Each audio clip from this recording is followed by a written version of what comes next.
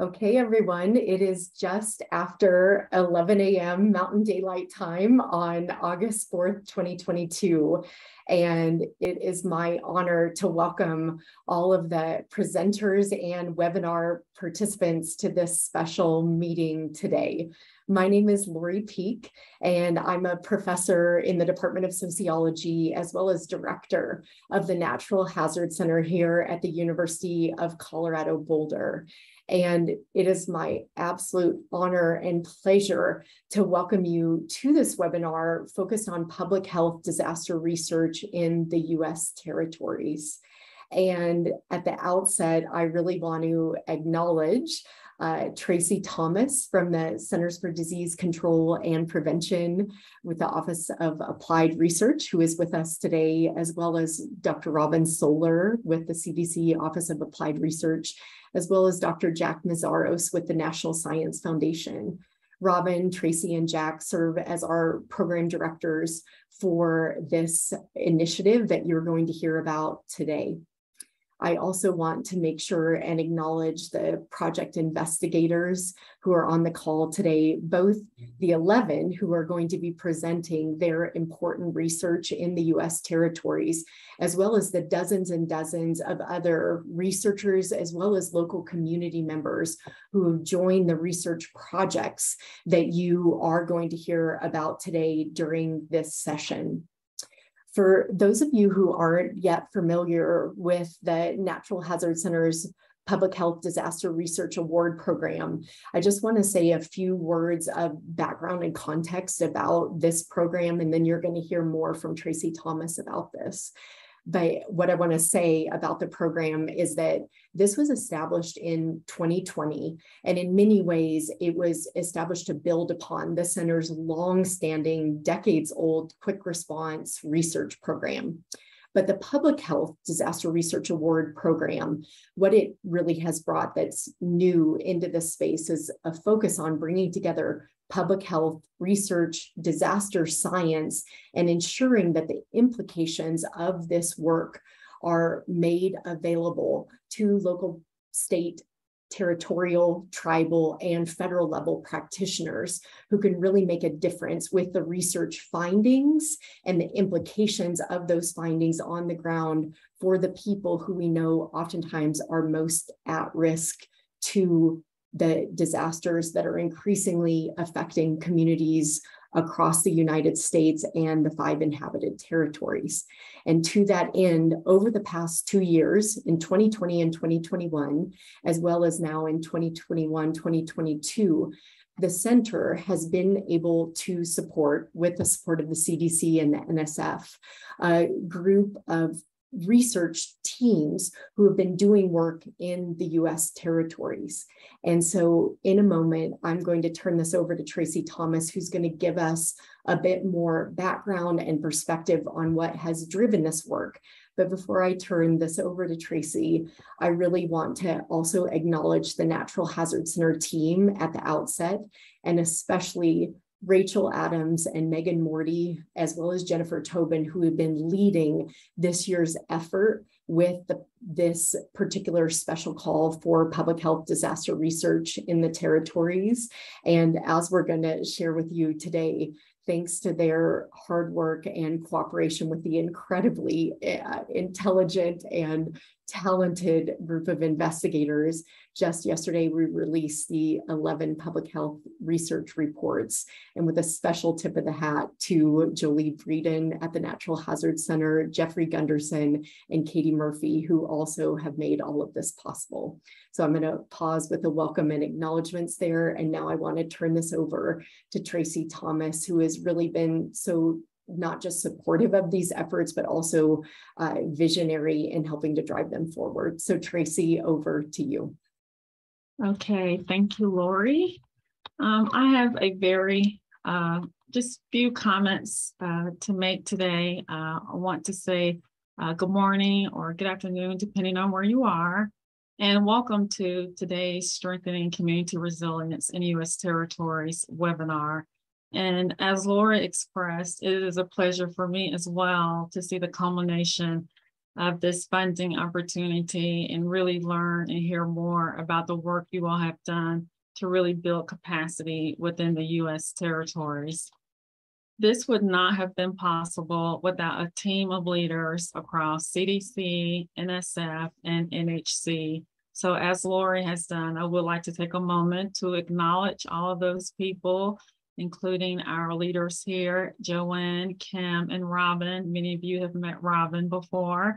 And then also we have other staff on the OAR team that play a key role in reviewing the applications and selecting your projects and really feeling inspired about what you all were proposing. So I want to say thank you to Mary and Katie for reviewing. And then also naturally, of course, Jack at the NSF and Lori and Jennifer and her team who worked tirelessly to really make sure that this program is a success and are always very responsive to CDC.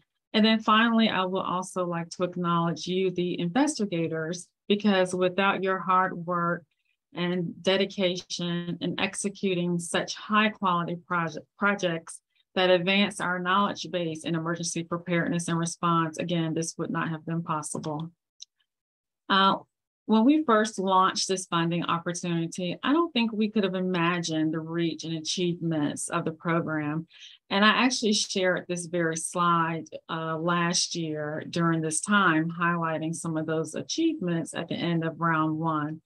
So by providing more than $700,000 in funding, we supported 15 teams who were able, and we were able to build partnerships with nearly 70 investigators across more than 30 institutions, addressing many themes in emergency preparedness and response. But here we are today, after not one, but 2 rounds of funding. We've grown to now having provided more than $1 million, supporting nearly 30 research teams of more than 100 investigators across nearly 60 institutions. And for that, I think that's a huge success. And we've even expanded, the areas and the cross-cutting themes of emergency preparedness.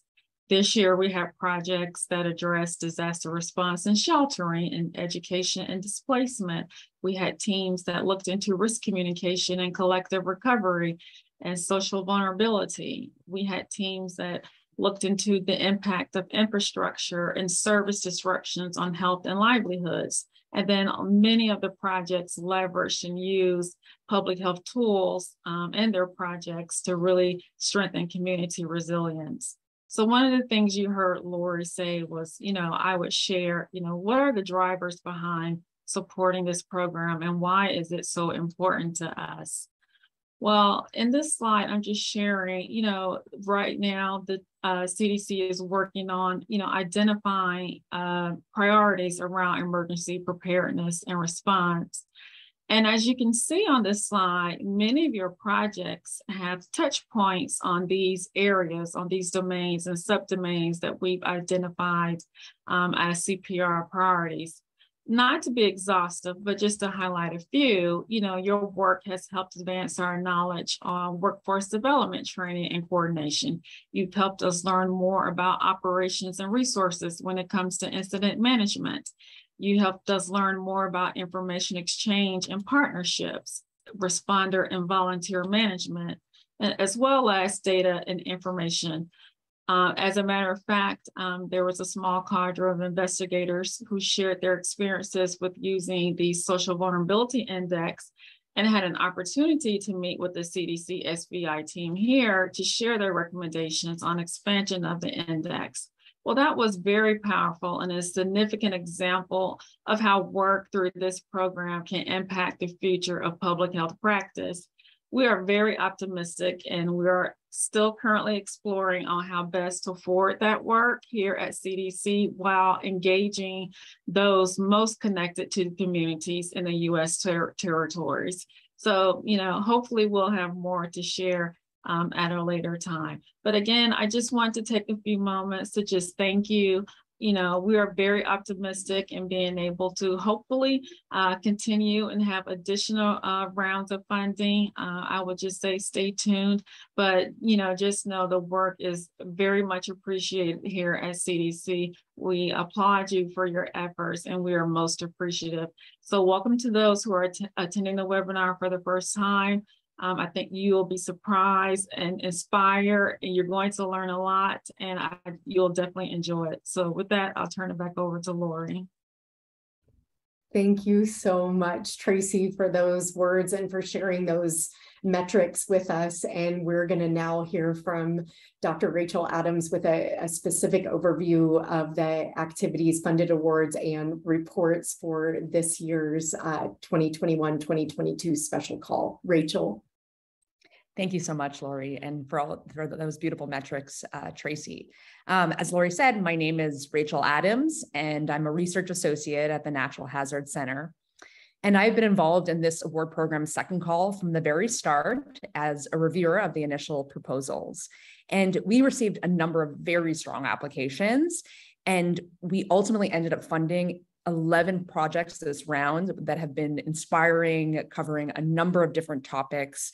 The projects span, different U.S. territories. We have 6 that are based in Puerto Rico, 3 that are based in the U.S. Virgin Islands, 1 in the Commonwealth of the Northern Mariana Islands, 1 in Guam, and 1 spanning multiple U.S. territories, as well as the state of Hawaii. And so reports outlining the results and the important public health implications of each of these projects are currently published on the Natural Hazard Center website. So if someone wants to drop that link into the chat, that would be really great. So these are really wonderful reports. And so you will hear today from each of these groups about the work that they have done. So I'm now going to hand it back over to Lori, who's going to provide some brief instructions for joining the different panels for today's webinar. Thank you so much, Rachel. And as you requested, I put the link in the chat for both the summary of the funded awards as well as the recently released reports. And one of the things that our team here at the Natural Hazard Center in partnership with the CDC have really talked about repeatedly through the process of reviewing the award proposals and then reviewing the reports that have come in has just been how enlightening and how important it has been to see the research that has been done in the U.S. territories and in some cases, as Rachel noted, in comparison to particular U.S. states. Because as we know, the territories have particular histories in relation to the U.S. mainland, colonial histories, have particular environmental conditions related to changing climates, economic conditions, and so forth. And seeing the reports come through and seeing the emphasis on the U.S. territories, places that experience particular risks and vulnerabilities, but have oftentimes gone under-researched, and seeing this work come to light has been incredibly important. And so with that, now is the time to turn the microphone over to the investigators who have done this critical work. And so here, everybody, please, please, please listen up, because here is how we're going to proceed with this. Because now for the remainder of the time, we're not going to be back in this main webinar room all together. Instead, how this is going to work is we have 3 panels that we have set apart. And so, Katie, if you wouldn't mind, could you drop in the chat right now the schedule for the webinar? And so everybody on here in the chat, you should be able to click on a link that shows that there is a panel 1 that is focused on panel 1 is going to be focused on community-based approaches to recovery and resilience. And in that panel 1, which Rachel is going to be moderating, there are going to be 4 research projects that are covered in panel 1 on community-based approaches to recovery and resilience. If you want to stay for panel 1, you are going to stay in this main webinar room where you're at right now. Nothing for you to do. Now, if you're planning to go to panel 2 or panel 3, this is where it's going to be important to listen carefully. So panel 2 is focused on impact of infrastructure and service disruptions on health and livelihoods. And Megan Morty is going to be moderating that session. If you're planning to go to panel 2, we have a separate webinar link or meeting link in Zoom that you're going to click on, and you're going to head over to panel 2 with Megan. Again, you're not going to come back to this main webinar room unless you choose to. So save this webinar link, but otherwise you're going to move over with Megan and the 3 presenters that are going to be part of panel 2. Then finally, there's a third, panel 3, that's focused on tools to strengthen community resilience. And there are 4 research projects that are going to be highlighted there, and I'm going to be moderating that session. And Katie's dropping in the chat right now the separate meeting link to go over there to that meeting. And so what we're going to do now is we're going to take a minute to have everybody filter out. So if you want to stay in panel 1 with Rachel, stay here, don't do anything. If you are presenting in panel 2, or if you plan to want to view the papers that are part of panel 2, go ahead and click on that link that's in the Zoom chat right now, and you'll go into a new Zoom meeting leaving this room. And so let's let the panel 2 people filter out. And then finally, if you're planning to present in or to participate in panel 3, please go ahead and click on that link in the chat and move over to panel 3. And so if anybody has any questions about any of this, how this is operating, again, please take a look in the chat box for that, or drop your question in the chat box. And Rachel and Katie, I'm getting ready to bid adieu to you both. I'm heading over to moderate panel 3. Thank you so much again to everybody for being here. Looking forward to watching panel 1 and panel 2, and see you all soon. Thank you.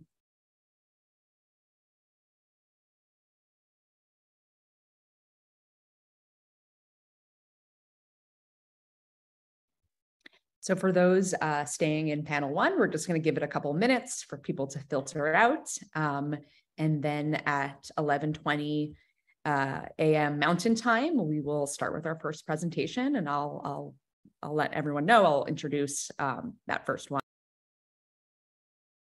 We'll be following the order of the presenters as listed on the agenda.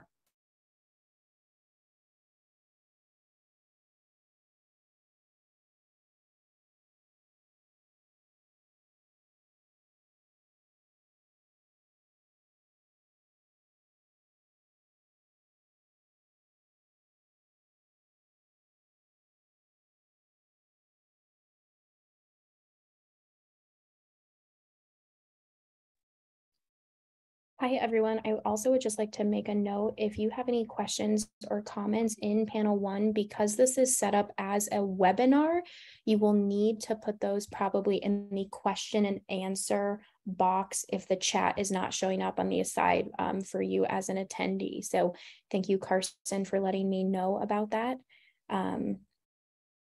So if you are looking to communicate with the panelists, make sure to just put that in the question and answer function on your side of the Zoom.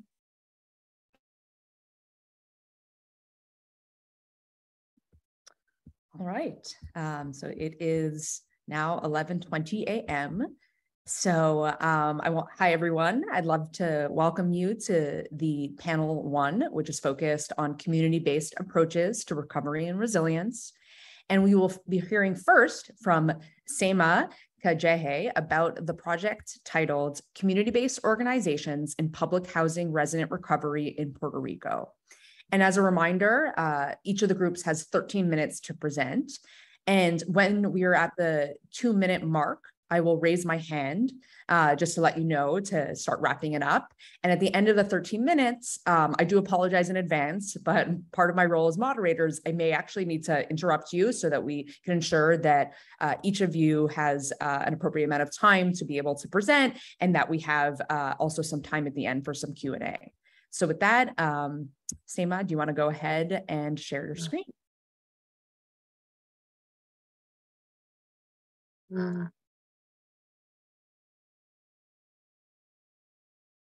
So hello everyone, and good morning or good afternoon.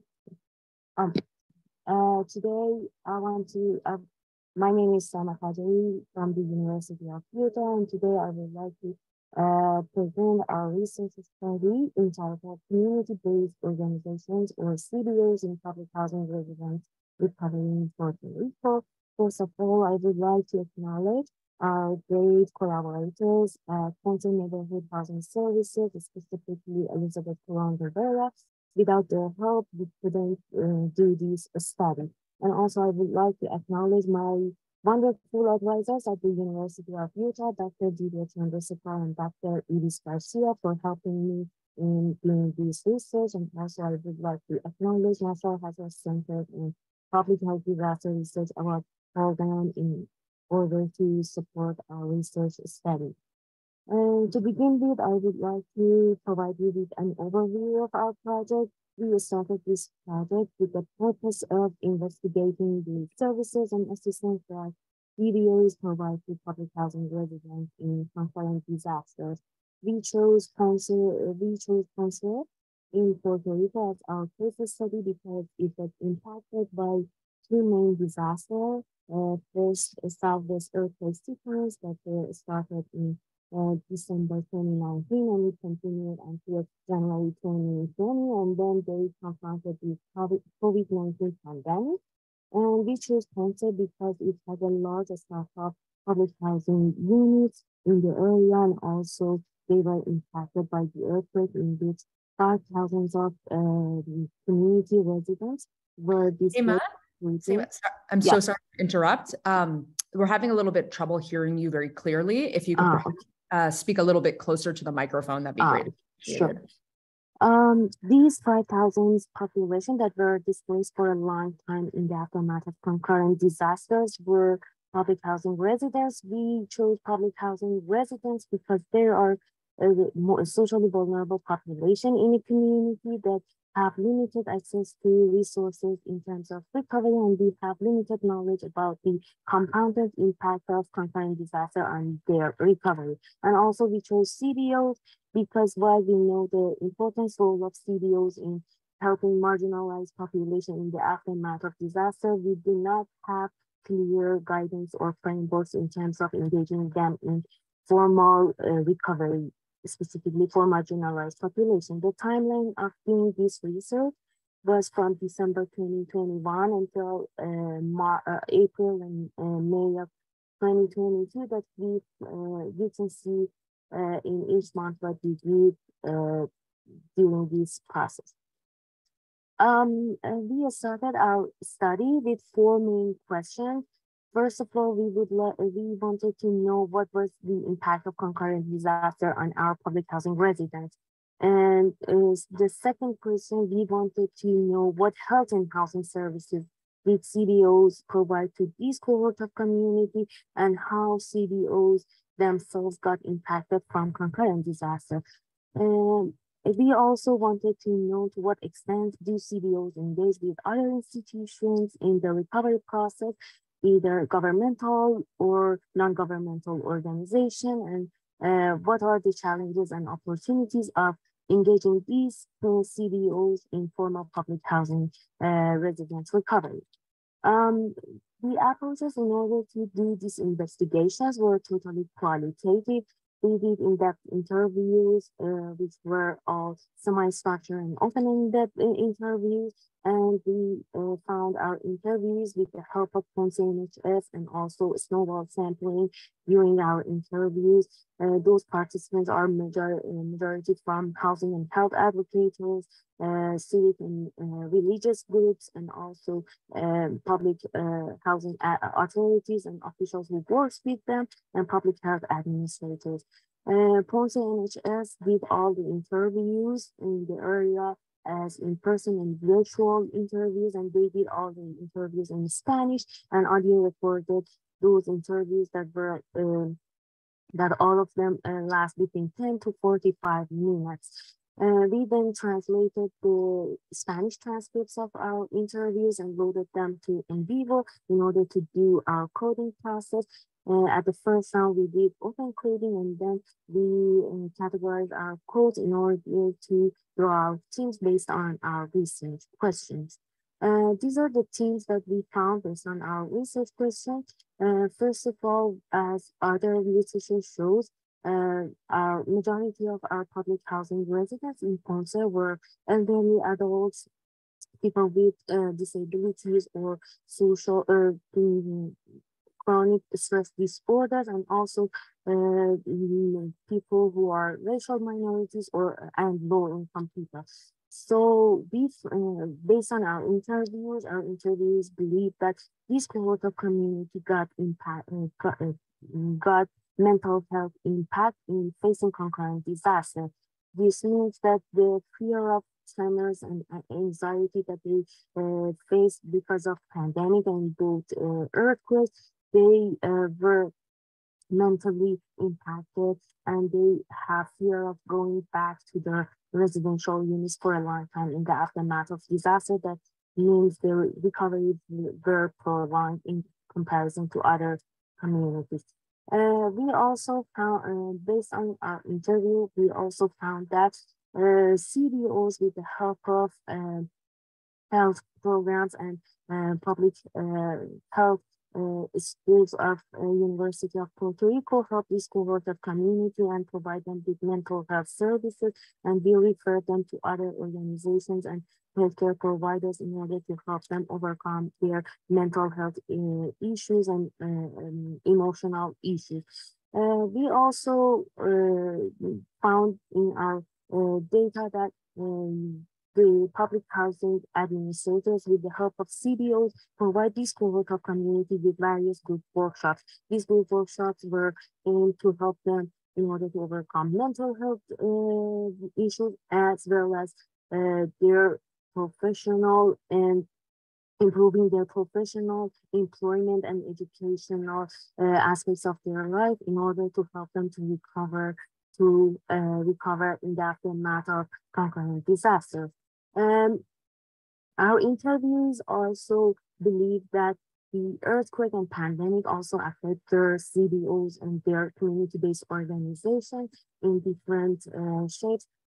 First one, damages to their structures cause them to not be able to return to their facilities for a long time in the aftermath of earthquakes, and also the employees' stress and mental health issues because of the impacted families and the organization cause them to not be able to provide people with services as the regular time. We also found that new policies and protocols based on COVID-19 pandemic caused these CDOs and organizations to have limited services because they couldn't have they should have limited number of people in the roof area, and this caused them to have new services approaches, for example, helping people and providing this cohort of community with services using phone or virtual application or social media. That based on our interviews, we found that while they think that these new approaches help this organization to reach out a broader community and provide them with more people with more services, some residents of public housing residents who are not be able or not have enough knowledge to use those new methods and new applications were left out in this service providing in this new service providing approaches. We also look for how these CBOs engage with other institutions and specifically public housing administrative offices. Interviews believe that they have these engagement based on their needs, and these engagement help them to reach out to a broader community to provide them with services in the aftermath of facing concurrent disasters. And the last thing that we look for is in order to answer our questions with challenges and opportunities of engaging these CBOs in recovery process.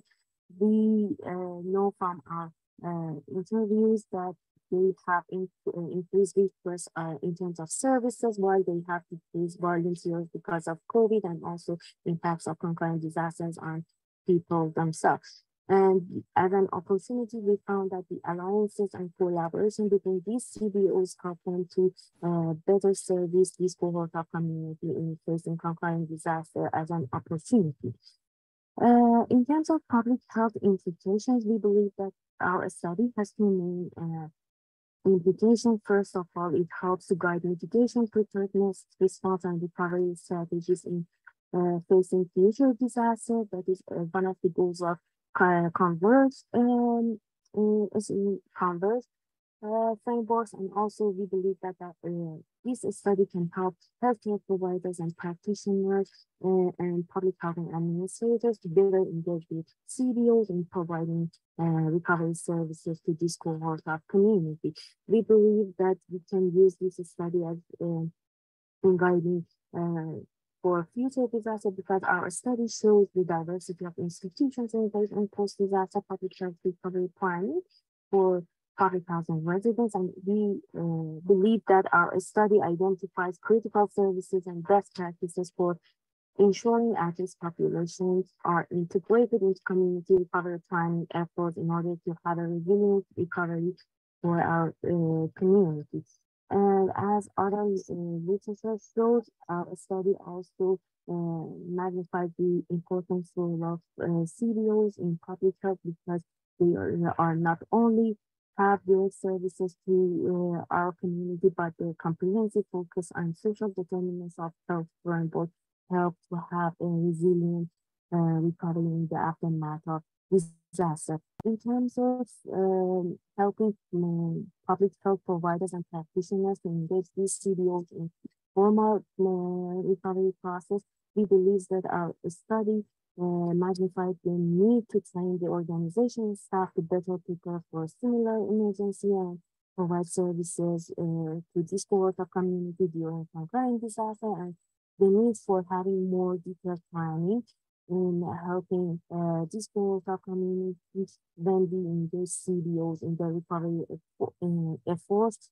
For example, we can map all CBOs in our local jurisdictions and encourage networking between them and community members, and train them to provide healthcare or coordinate with health agencies after disaster. And also, for example, we can build pre and post-disaster recovery capacity by educating these CBOs on disaster recovery resources, specifically including those that can reduce workforce stresses in order to help this cohort of community. These are the implications that we believe our study can provide with public health purposes. And at the end, I would like to acknowledge all people who are attending this panel and listen to my presentation. And also, I would like to acknowledge again Nassau Hazard Center and their public health disaster research about program in order of supporting our research. I will be grateful if you have any questions. I can answer. Great, thank you so much, Seema. That was wonderful. So yeah, if you would, yeah, you've already done that. Stop sharing your screen. That'd be great. So next we will hear from Anais Roque and Fernando Tormos Aponte about the project titled Social Capital, Community Health Resilience, and Compounding Hazards in Corcovado, Puerto Rico. Thank you. Can you all hear me? Great. And can you all see the slides? We do. Excellent. Thank you, everyone. Well, first of all, I want to recognize the community of Corcovado that gave us the opportunity to develop this project in collaboration with them. I also want to recognize my co-authors who you can see listed here. I also want to recognize our research assistants, Wendy Prudencio and Laura Bayona Roman, Genesis, Fernando, and Kenneth. So really, really thankful for their support for this project. And So the purpose of this project was to explore relationships between social capital and community health resilience in the wake of compounding hazards. As you now know, we did this in the municipality of Añasco in the community of Corcovada in Puerto Rico, and we started doing this work in February, and we are continuing in this relationship with this community. I'm very, very excited to engage in a long-term relationship. Some of us are from the community and had already done research in the community. So we have deep roots in this community and are excited to continue expanding on this experience. The research questions that we focused on for this project were, what is the role of social capital in building community health resilience? How do compounding hazards affect social capital's potential to promote community health resilience? And what do community leaders perceive as challenges to their food, energy, and water security and health resilience under compounding hazard context? And we're focusing on compounding hazards because, as you know, Puerto Rico has been exposed to numerous hazards, including Hurricane Maria, Hurricane Irma, the pandemic, earthquakes, as well as other kinds of disasters, social and political. So we engage in a number of methods. First, we were engaged in a 2-day community-based participatory research series of workshops. And this approach engaged with 16 community leaders in Corcovada.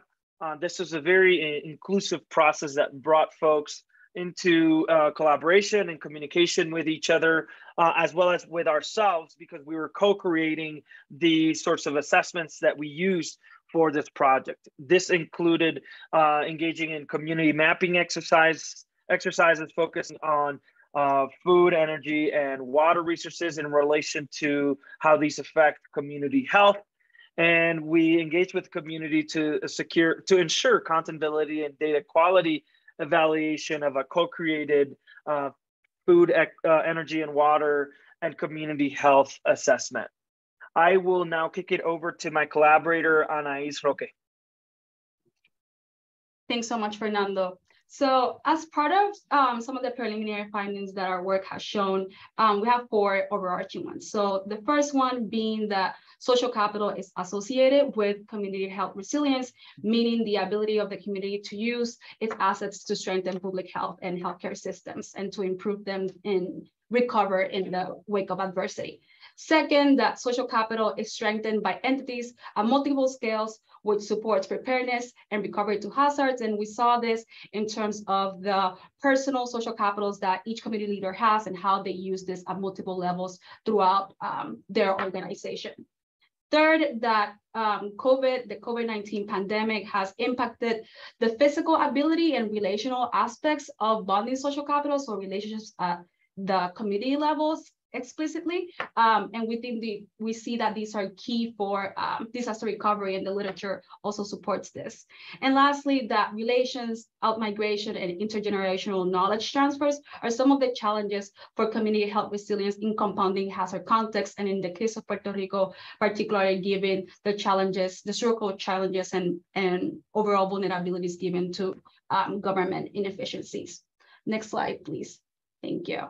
So overall, for public health implications, we have 3 overarching implications. The first one is that community-based participatory research, CBPR, is a form of expert elicitation for critical disaster mitigation and response. Second, social capital is shown as a key determinant for community health resilience. And third, that health practitioners should identify relationships between social capital, climatic, like hurricanes, and non-climatic hazards like the pandemic, to advance community health objectives. And I'll unpack some of these in the next slides. Next slide, please. So, I can see it. 1 second. Is the next slide on? Can't see it. Yeah. Okay, sorry. Thank you. So the first one is that the usage of CBPR, the CBPR framework really allowed us for context-specific community-level risks opposed to critical food, water, and energy infrastructure. And we saw this very valuable as communities are not monolithic. And in our case, it was also very valuable to co-explore these community level risks because it allows us to also see how social infrastructures and physical infrastructures are presented in the community and then at the municipal level and even at the Puerto Rico level, right? How are these all interconnected? Second slide, next slide, please. Second, we saw that community organizing in Corcovado advances core public health functions, and we saw this through how they monitor their health status to identify and solve community health problems. So for example, in the case of COVID-19, they activated one of their community elderly centers to have it as a center for vaccination. So that was very helpful and key at forefront for their ability to respond to the pandemic. Second, we also saw it through the knowledge and relationships that they have developed throughout the last 20 years. That includes having solar panels for their community aqueduct, restorations after Hurricane Irma and Maria, mental health workshops, and others. And lastly, we saw also that the public health programs should support in this way bonding social capital because we see this as an added value to start understanding relationships at the community level and how can these be upscaled to address the different objectives that communities may have in terms of their experiences with compounding hazards. Next slide, please. And lastly, we saw that for public health practitioners, when thinking about relationships between social capital, climatic and non-climatic hazards, our preliminary findings really show that this can be very important to advance community health because community leaders really expressed the differences between a climatic hazard, like when Hurricane Maria happened, and they were able to get together and use their bulldogs, bullsards, and all these different infrastructure, social and physical, to be able to respond to the event. But when COVID-19 occurred, it was quite different because they had to be isolated, and this is a predominantly elderly community. So all of these things put in place. So it's an area that we think that it deserves more attention for well-being, particularly in public health emergencies. And as such, addressing these compounding hazards requires really understanding how the hazards interact, and then how can we develop policies to address the outcomes of these effects. So lastly, we just really I would just extend Fernando's acknowledgements and really show gratitude to the leaders of the community of Corcovado who were, willing to allow us to be in their community with them and in these 2-day workshops and just engage and learn from them and create these following products that we're working with them, and also to Kenneth, Fernando, Genesis, Wendy, and Laura for their support in the facilitating the workshops and also transcribing interview data for these preliminary findings. Thanks so much. We look forward to your questions. Thank you so much. That's great. So next we will hear from Michelle Alvarado on the project titled "The Public Health Implications of Abandoned Spaces in Post-Maria Puerto Rico."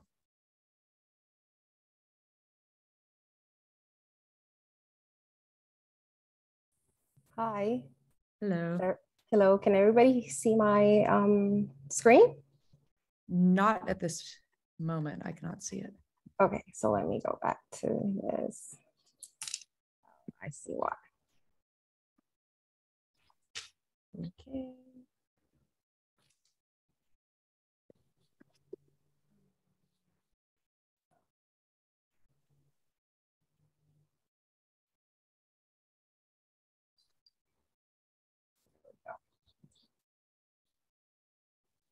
Can anyone, now? Yes, great. Thank you. Well, hi, everyone. For me, it's a pleasure. I'm very grateful and honored to be in this webinar with my fellow researchers from Puerto Rico and also researchers from the islands, USA island territories. Our study is titled "The Public Health Implications of Abandoned Spaces in Post-Maria Puerto Rico." And this is our team. It's an interdisciplinary team. We're all activists within a nonprofit sector in Puerto Rico.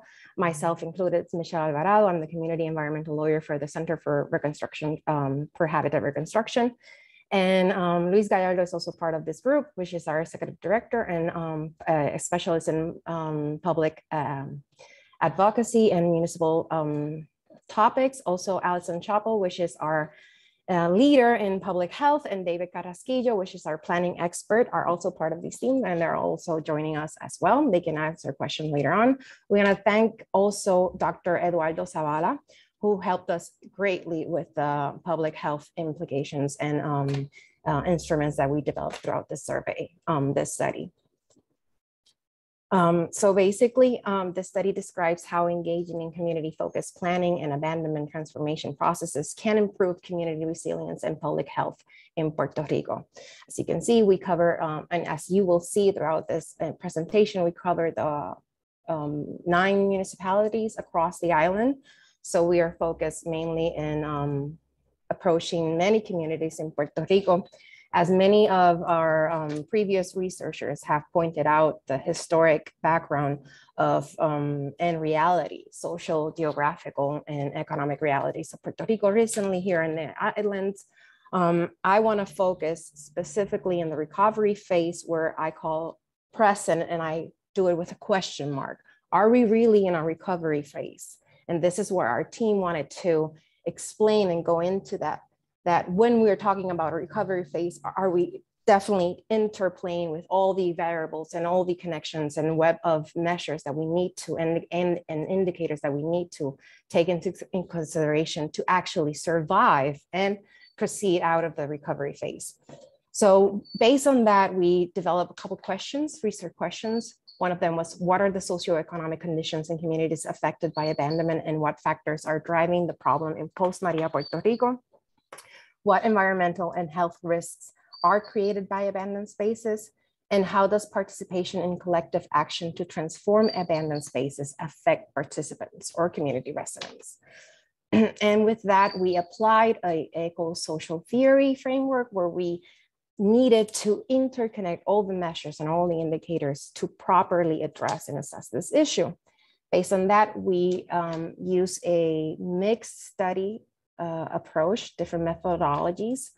3 of them were concentrated in data analysis based on data from municipal surveys, code enforcement inventorying cases, and geospatial analysis. Also, we also did a community-based survey. But starting with a geospatial analysis, we were able to review 1,856 cases of abandoned properties within these 9 municipalities. And you can see we cover from coastal communities. We also enter one in Aguas Buenas inside of the Puerto Rico. And we also have Culebra right here, which is an island municipality. And for us, it's very important.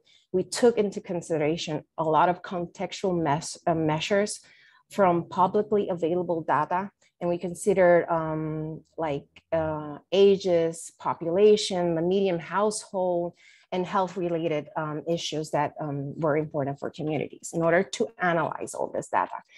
And that we were able to find, for that geospatial analysis method, we were able to find different finding. One of them could be that we find the higher concentrations of abandonment near fresh water bodies, which is kind of illustrated in this map that we are providing here. This is from one of the municipalities, Toa Baja Coastal, in the upper north right here, this purple one.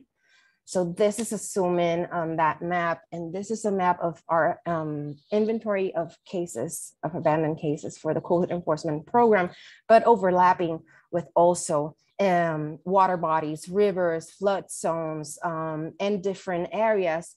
And with that, we were able to identify, for example, definitely the closer that we are to water, we will have higher risk of more mosquito proliferation, flooding, etc. And this was very important because definitely the closer, or not definitely, but one of the findings that we were able to recognize is that closer to water bodies is the higher possibility of abandonment and blight issues in that area.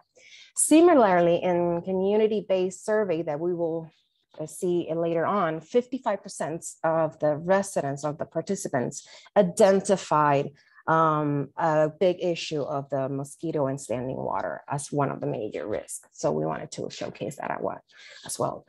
Another method that we used was we created information, we analyzed data from community-focused inventories that CRH directs in different municipalities. In this case, we use 9 municipalities, 48 communities within these 9 municipalities.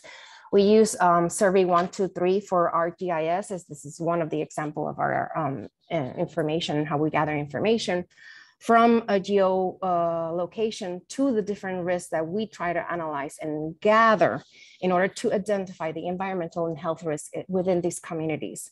And this is an example of code violations of health and environmental violations identified in these abandoned properties, from dead animals to, as you can see, the major ones will be rodents, stagnant water, rusty exposed metals, pests, garbage, and debris, being one of the major health and environmental issues that we were able to identify in all of these cases, 1,856 cases. Another method that we use, as I was explaining earlier, was the community-based surveys across 48 communities in 9 municipalities.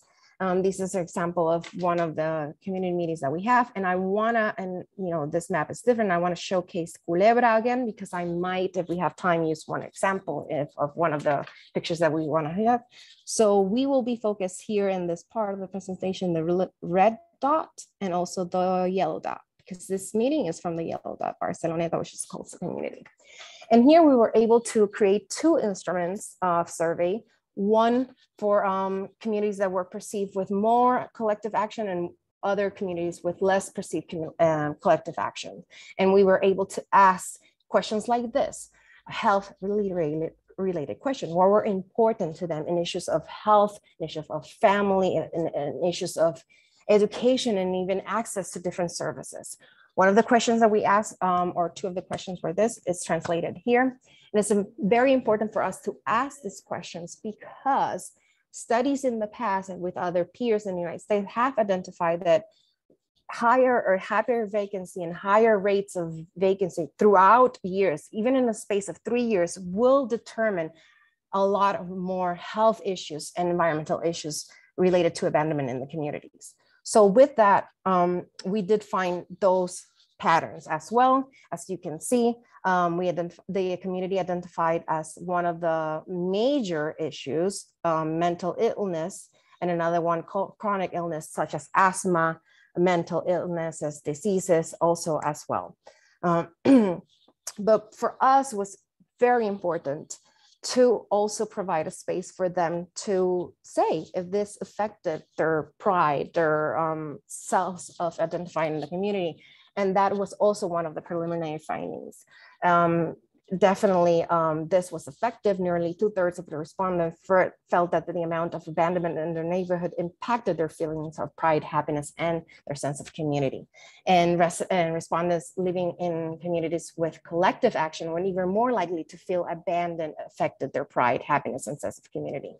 That being a total of almost 67%. I translated a little bit here of one of the residents in Culebra and how he or her explained that it affects not having a home, and while seeing structures that are being deteriorating explicitly, or he could even say, or she could even say, like even rotting, and definitely residents could take advantage. Culebra is one of the municipalities with a higher vacancy rate, while generations live 8-10 people in a 1-bedroom apartment, and they don't have affordable housing opportunities right now.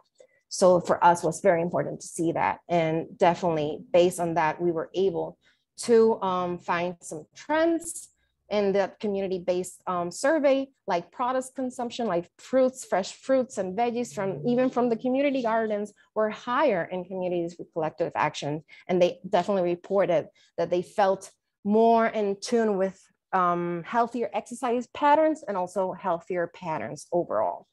But overall, all respondents, whether they were from communities that were perceived with a lot of collective actions to transform abandoned spaces to community access, or whether there were communities with less perceived actions, all of them were linked abandonment to some kind of health, environmental issue, definitely. Lastly, one of the methods that we used was a survey where we asked key staff from municipality about their code enforcement program. And this is one of, for example, of one of the preliminary findings here that we found is definitely there's a problem of vacancy in Puerto Rico. We're talking about one of every 4 houses may be vacant, and we don't have those numbers complete because they doesn't take into account commerce or different other areas of vacancy. And definitely the municipal administration are lacking of resources, of funding, and also they underestimate the percent of vacancy in their municipalities. This is also one of the cross-finding methods that we have. Respondents perceive that abandonment levels have increased following Hurricane Maria. We're talking about almost close to 70% of the respondents, and 73 to be exact of the properties that we study within the code enforcement cases did present environmental health related code violation issues. We also were able to find that upon CRH implementing a code enforcement effort, which is focused on community efforts, 40% of the properties of abandoned properties were remediated by owners within that code enforcement program. Also, community focused inventories, which are the program and the focus that CRH brings to the table, contrary to the long story of municipality administration doing as a complaint-based inventory. So these inventories of community focus and being knocking door to door, case by case, does provide a successful complaint-based system. Michelle, you have a little under a minute left if you want to just start wrapping up. Yes, this is also one of the findings that we were able to definitely, we see that if we invest in this, we will have stronger physical health. This is our public health implications across all respondents. As we saw, 40% did link to mental illness. Our studies reaffirm that abandonment represents of great risk to public health, and then transforming abandonment has positive health implications. We do recommend this, and I've been providing little hints about this throughout the presentation. Definitely, we think that adding abandonment to disaster response and recovery plans is a must, and taking into consideration community-based planning. And specifically for, and with this I will end, for the public health officials, we want to invest in training government. We want to take in consideration abandonment within disaster recovery funds, because these are opportunities, abandoning house, these funds can contemplate affordable housing and definitely another type of relocation that consider and contemplates the community first, more than money or other financial needs. And basically that's it. We're very, very thankful. Thank you. Thank you so much. Yeah, let's just stop sharing your screen. That'd be great. Yeah. Thank you for that really wonderful presentation. So we're now moving on to our final presentation, where we will hear from Lillian Bui on the project titled Multi-Hazard Planning for Access and Functional Needs in U.S. Island Territories. Thank you so much for the introduction. I'm really inspired by all the research that has been presented so far, and I really look forward to the discussion to follow. I want to begin our presentation by acknowledging the work of my research team listed here. We all represent the National Disaster Preparedness Training Center at the University of Hawaii. So to begin, I want to summarize the purpose of our study that I'm presenting today.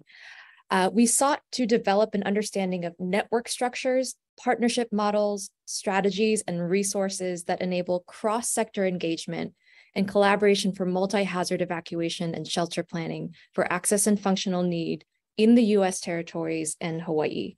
So our study is the one that was mentioned in, I believe it was Rachel's introduction of the all-encompassing sort of macro perspective of territories. The research sites that we looked at include Guam, American Samoa, the Northern Mariana Islands, Puerto Rico, the U.S. Virgin Islands, and Hawaii. And we do acknowledge that Hawaii is not a territory. However, it was included due to the fact that it is where our center is located. And we were also able to use Hawaii as a control, in a sense, for a non-territory proxy when comparing territories versus non-territories. And I'll talk more about that later. The timeline for our study was between January 31 to March 11, 2022. And Lily, I don't know if you are trying to advance slides, but we're still just seeing that first slide up on the. Oh, I did advance. How strange. What about now? No. No, okay. We're looking at a PDF. PDF version of your presentation as opposed to like an actual PowerPoint. Yeah, I am using a PDF. Okay, so I'm not sure why it's not advancing. Yeah, I wonder if I just exit it and then try to open it again. Forgive me, yeah. I am prepared to use the PowerPoint as well. Let's just see if that works better. I have my notes printed anyway. Sorry, everyone. Let's try this again. PowerPoint, share, and then present. Can you see that now? Yeah, that looks great. Thank you. Okay, great. And just very quickly, in our study, by access and functional need, we are referring to individuals with physical, developmental, and intellectual disabilities, economic disadvantage, older adults, children, pregnant women, those with limited English proficiency and literacy, those with chronic medical conditions, and those with mobility challenges. And by multi-hazard, we're using this synonymously as concurrent or cascading disaster events. The research questions that we sought to answer include: 1, which public health agencies are responsible for multi-hazard evacuation and shelter planning for those with access and functional needs? 2, what multi-hazard plans and strategies are in place for reaching this population for evacuation?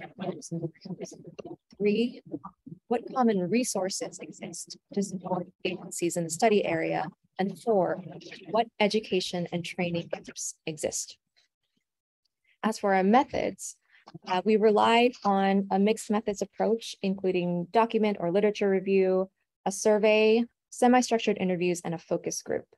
And so for document review, we looked at existing plans, policies, guidelines, and budgets for evacuation and shelter for multi-hazard events in the territories, and paid special attention to those referring to access and functional need.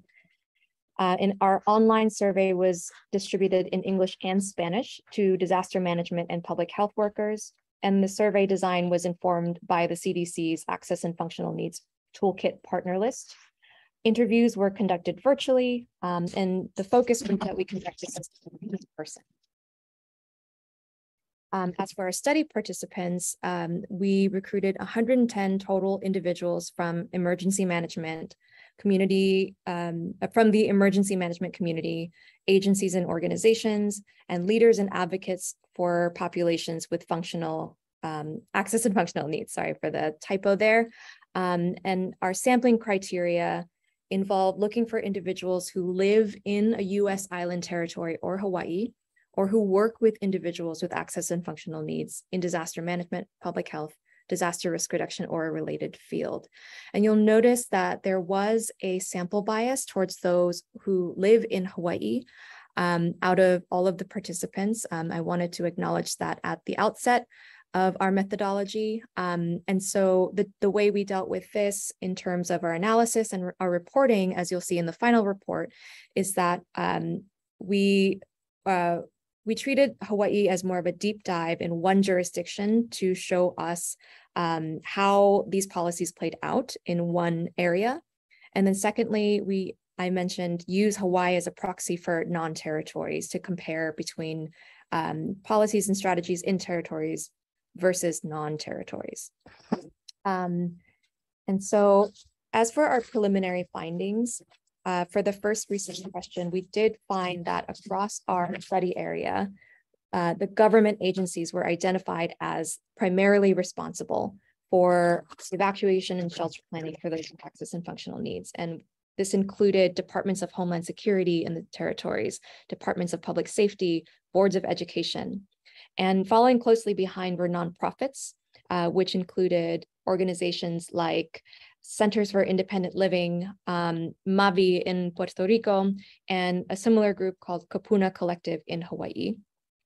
Higher education institutions such as American Samoa Community College, University, Center for Excellence, and the Virgin Islands University Center for Excellence in Developmental Disabilities were examples of universities that were very involved in planning for this vulnerable population.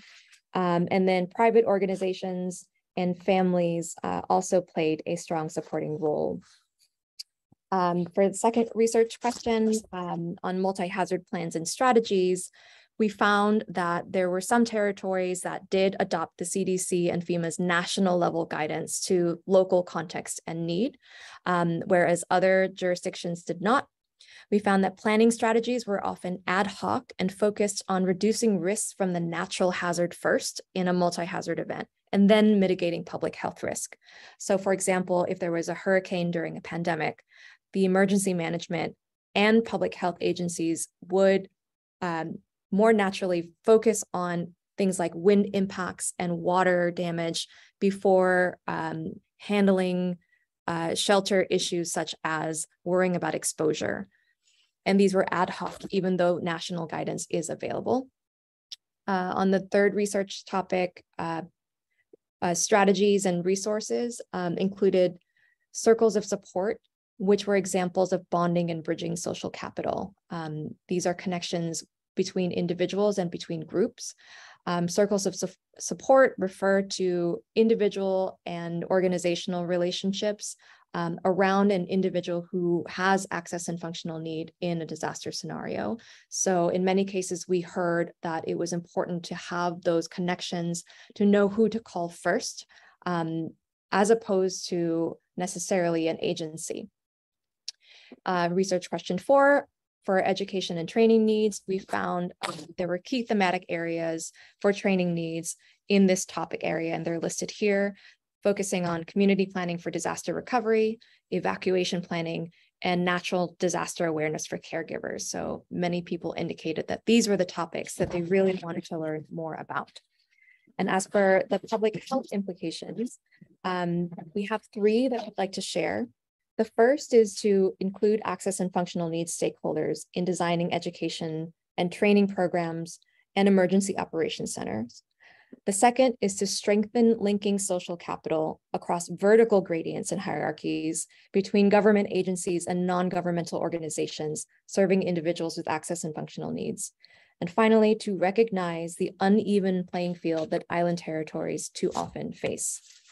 And so for the first implication, which involves including individuals with access and functional need in designing training and education, we highlight in our report a training that we found called Feeling Safe, Being Safe.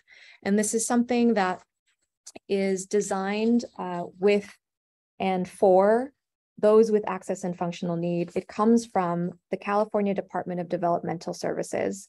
And the training model is inclusive of both caregivers and care receivers as agents of preparedness. And the latest version of the training materials includes guidance on COVID-19 safety measures and pre-planning guidance for evacuation.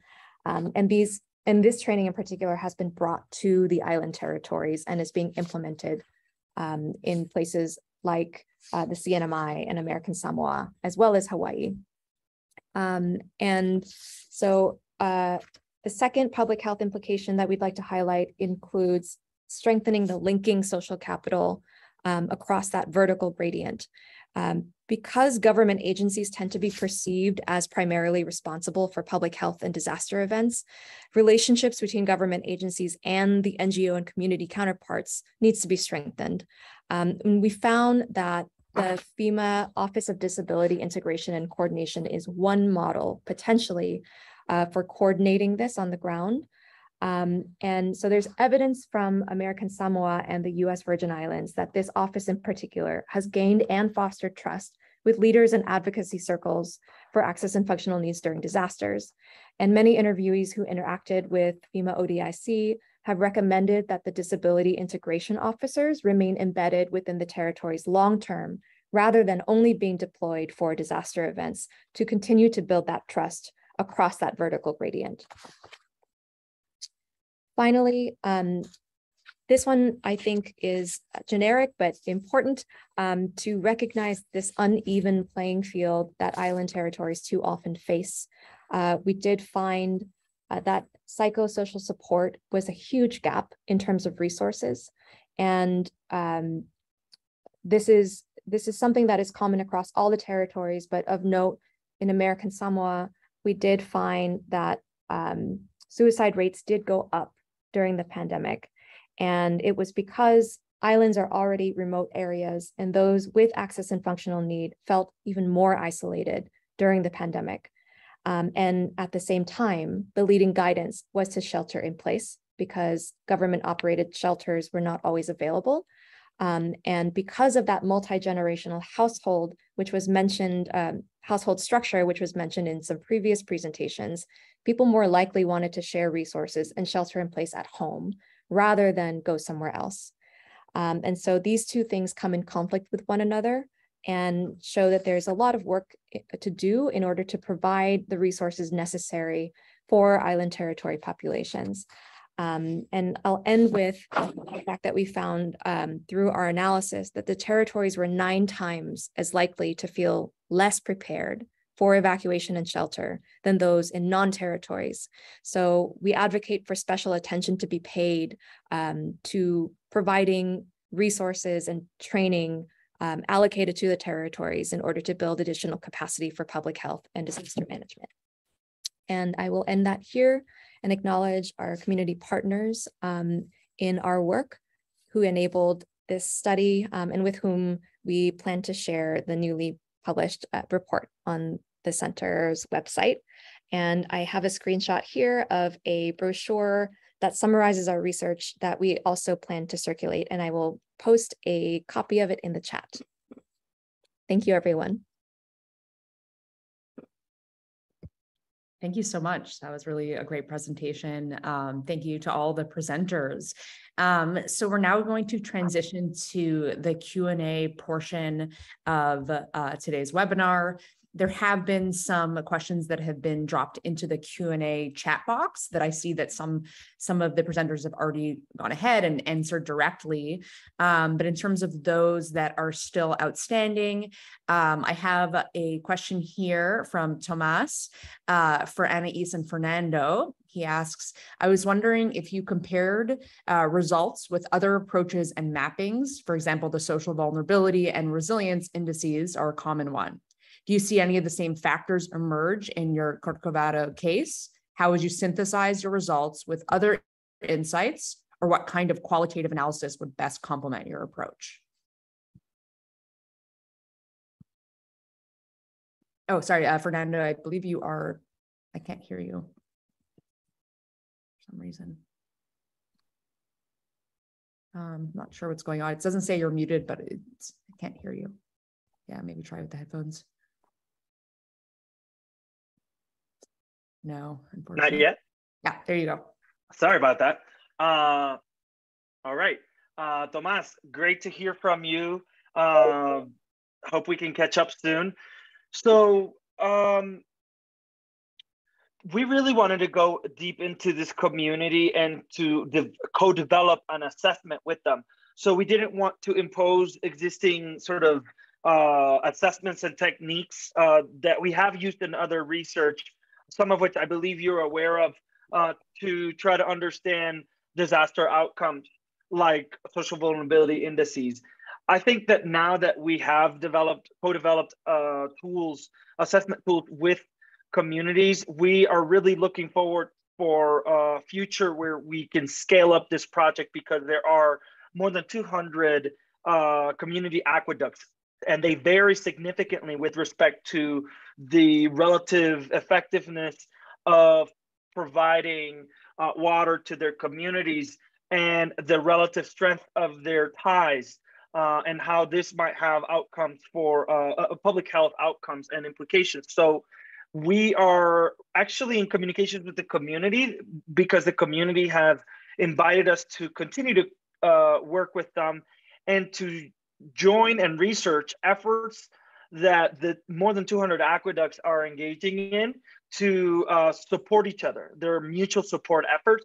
And as they are coming together, this will open up opportunities for us to engage with other aqueducts that we have not engaged with yet, and also to consider really expanding this work, doing some more quantitative work, as well as once we do that quantitative work, doing subsequent qualitative work that would allow us to do some pathway analysis and identify some causal mechanisms that might be helping us understand the findings that we get from our quantitative work. So that's what the future would look like. Were we to gain some more support for that kind of research. So I'm looking forward to sharing more about what that could look like, and open to working with folks who we know have a lot of important work, not just in Puerto Rico, but in other territories. So thank you for that question.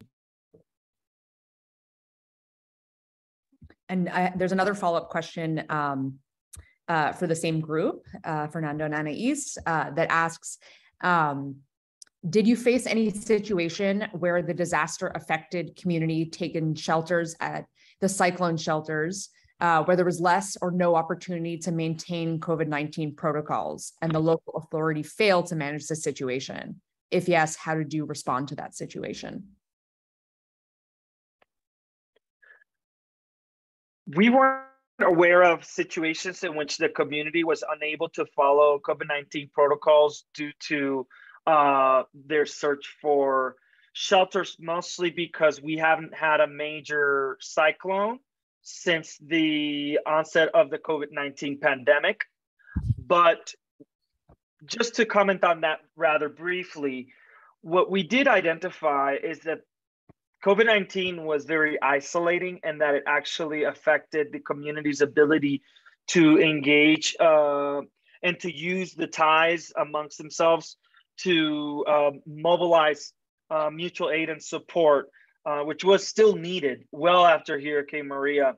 So it is definitely really igniting some inspiring further research on how, given these compounding hazards of COVID-19 and extreme weather events, how can we sustain social ties and the benefits that communities gain from them when there's a mandate for isolation, for physical isolation. So it's definitely a challenge that we need to continue to confront moving forward. Great, very well answered. There's a question here from Allison Chopel to Michelle. So my question is for you to talk a bit about the tax and budget implications of either leaving buildings and lots abandoned or vacant versus transforming them, specifically for municipalities.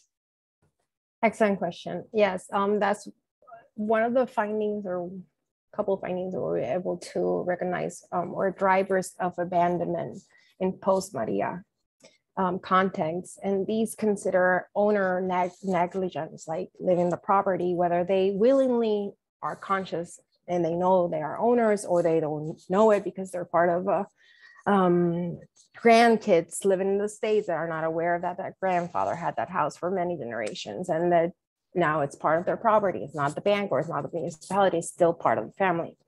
So whether it's abandonment from owners, negligence, we have a vacancy rate. It's very high. We're talking about 1 of 3 or 1 to 4, and some municipalities even 1 to 2. And these drivers like insecurity in title, insecurity in the ownerships being there, the absency and the negligence does tend to provide or correlate with higher abandonment and higher public health risk or even environmental risk. So when we look at that, we have a driver of also property tax debt, which is basically owners are not even owners that are in Puerto Rico or are not paying their property tax. And with that comes a fiscal crisis that is even bigger and bigger by the minute here in Puerto Rico, we do believe that one of the findings and one of the recommendations that we can look forward, and by correlating these drivers as lack of title, property tax debt, owners negligence, and other economic factors, we do believe that attending these factors within a good community-based code enforcement program could actually, foresee a healthier fiscal, financial aspects for all municipalities here in Puerto Rico. If we do consider abandonment within that reconstruction and rehabilitation of Puerto Rico, we will have healthier municipalities fiscally and also resilient communities. So yes, I think I answered the question, just correlating the drivers and everything. No, that was great. Very fascinating. Thank you so much. Next, we have a question for Lily. Lily, from Tomas. Did you find any reasons behind bonding and bridging overlinking emerged? For example, was there evidence for a lack of faith or trust in government and institutions? Or was it that folks culturally appealed to local community members and organizations? Thanks for the question, Tomas. I have multiple ways of answering that question. And like any qualitative researcher, I'm just kind of racking my brain for all the conversations that I've had, as well as, the data that was documented in the report. And as someone who has been doing research in the territories for a few years now, the nature of bonding, bridging, linking social capital is so complex. And usually the reason for that lack of linking social capital comes down to trust, and it's institutions versus communities. And failures, perceived failure of government agencies in particular due to past disasters is a driver of that distrust. And so very specifically, the relationship between FEMA and communities in Puerto Rico after Hurricane Maria was very strained. And so this is similar in places like the US Virgin Islands, and in some cases, American Samoa. So this is something that I've heard the agency recognize very much so in conferences and since then, to understand what their role is as a federal agency working at the community level after disasters. So they understand that this reputation and relationship can be strained, but there's acknowledgement that there is a path forward and an intent to do better. And so another way to answer your question is that the social capital built between individuals and groups more laterally tends to be stronger, especially among vulnerable communities and in isolated communities, because that's who there is. There's this notion that your neighbor is your first responder, and those pre-existing connections before disasters happen are so crucial in building that sense of public health and community and trust, so that when something happens, knowing who to call is such a key indicator for how quickly someone can recover and support themselves and each other.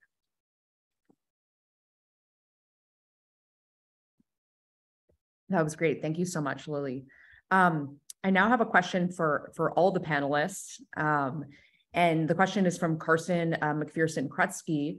The question is, are you presenting these findings back to the community groups you held focus groups or planning sessions with?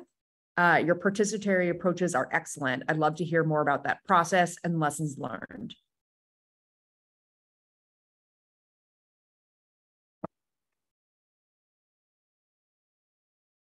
If I can jump in rather briefly, if that's okay. Sure. One of the coolest things that happened, but it's also something to learn from, is that we planned this very sort of rigid schedule for 2 days for community-based participatory research. And first thing that happens when we get there is that the community hadn't seen each other since the pandemic had started. And there was absolutely no way to start this event on time because that was a space that the community needed, and that we were there as participant observers, not to impose as well. So it really just gave us the lesson taken from that is that flexibility in these processes has to be really an important feature of this kind of method. And there's a lot to be gained from that kind of flexibility.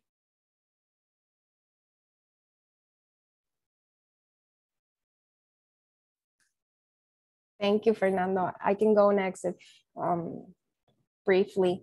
We had a couple of limitations during the research timeline, considering COVID, electric grid outages for the date that we had planning the focal groups. It was very interesting to adapt to different things and scenarios here, even considering the political scenario, because that stalled our IRB process as well. So the timeline was very limited, and our qualitative area of wanting to do focal groups wasn't possible. And that's one of the things that we want to go do now to extend this report and publish something, an extension at CRH, where we talk 2 case studies from the 7 municipalities that we were able to talk more in depth with data analysis and all the methodology that we gather to provide 2 case studies, go in that, do a focus group, and then go to each community with community meetings.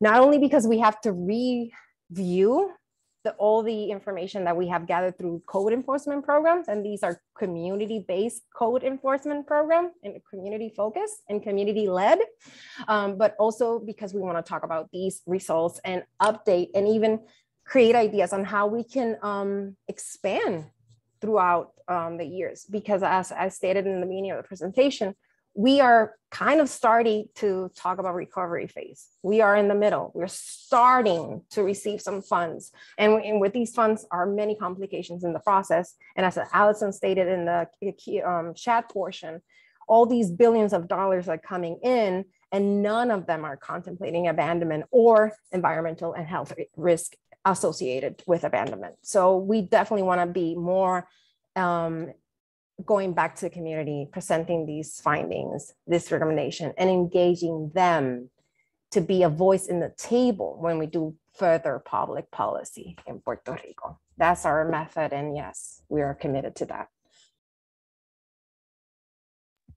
Allison, one of our co-researchers, is here. Yeah, go ahead. Thanks. I just wanted to add, can you hear me okay?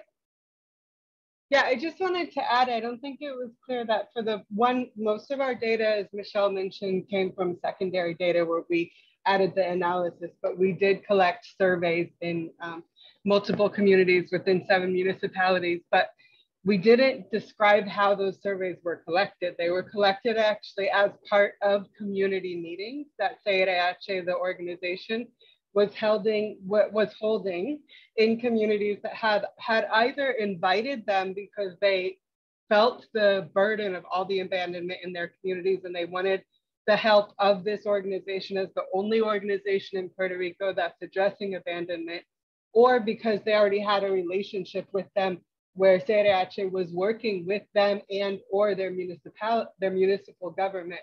So it's a little bit different than kind of traditional research where the researchers are going in, taking data and not returning, although we didn't have a chance yet to return this specific data that we collected and analyzed. It was all collected within a very mutual relationship in the first place.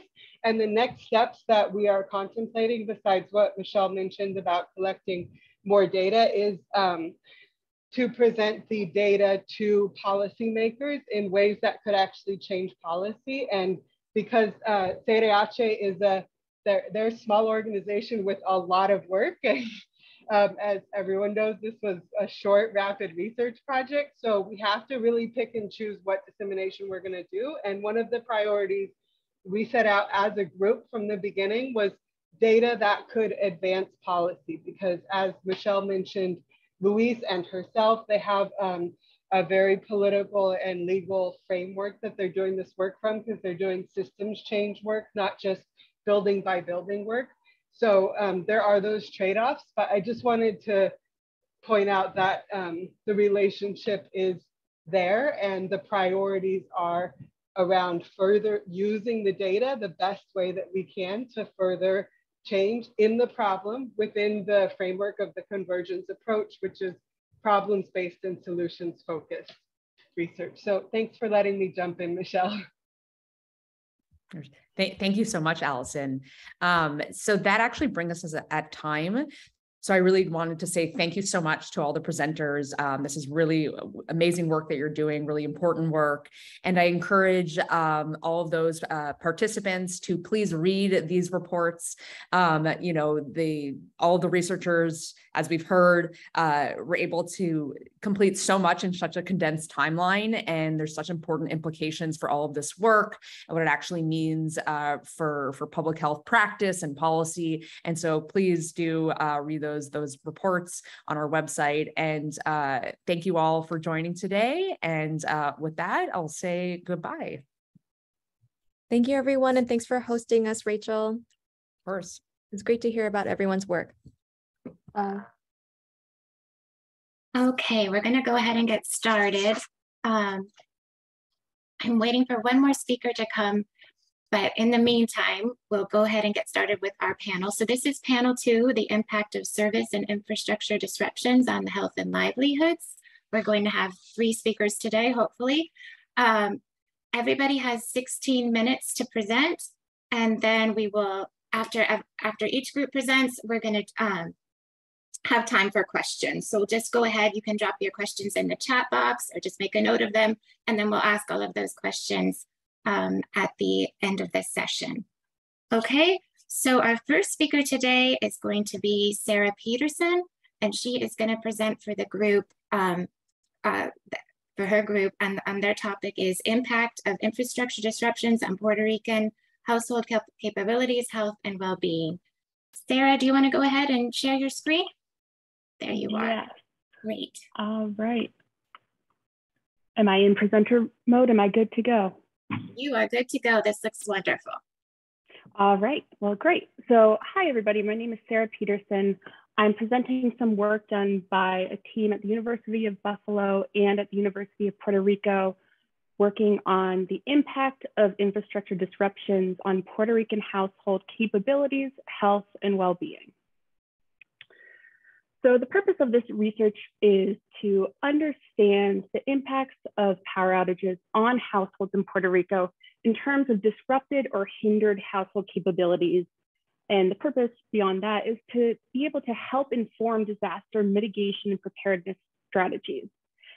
What I mean by disrupted or hindered household capabilities is not just whether or not households have power, but what actually they lose when they have power. Did they lose their ability to light their home, to access clean water, to store their food safely?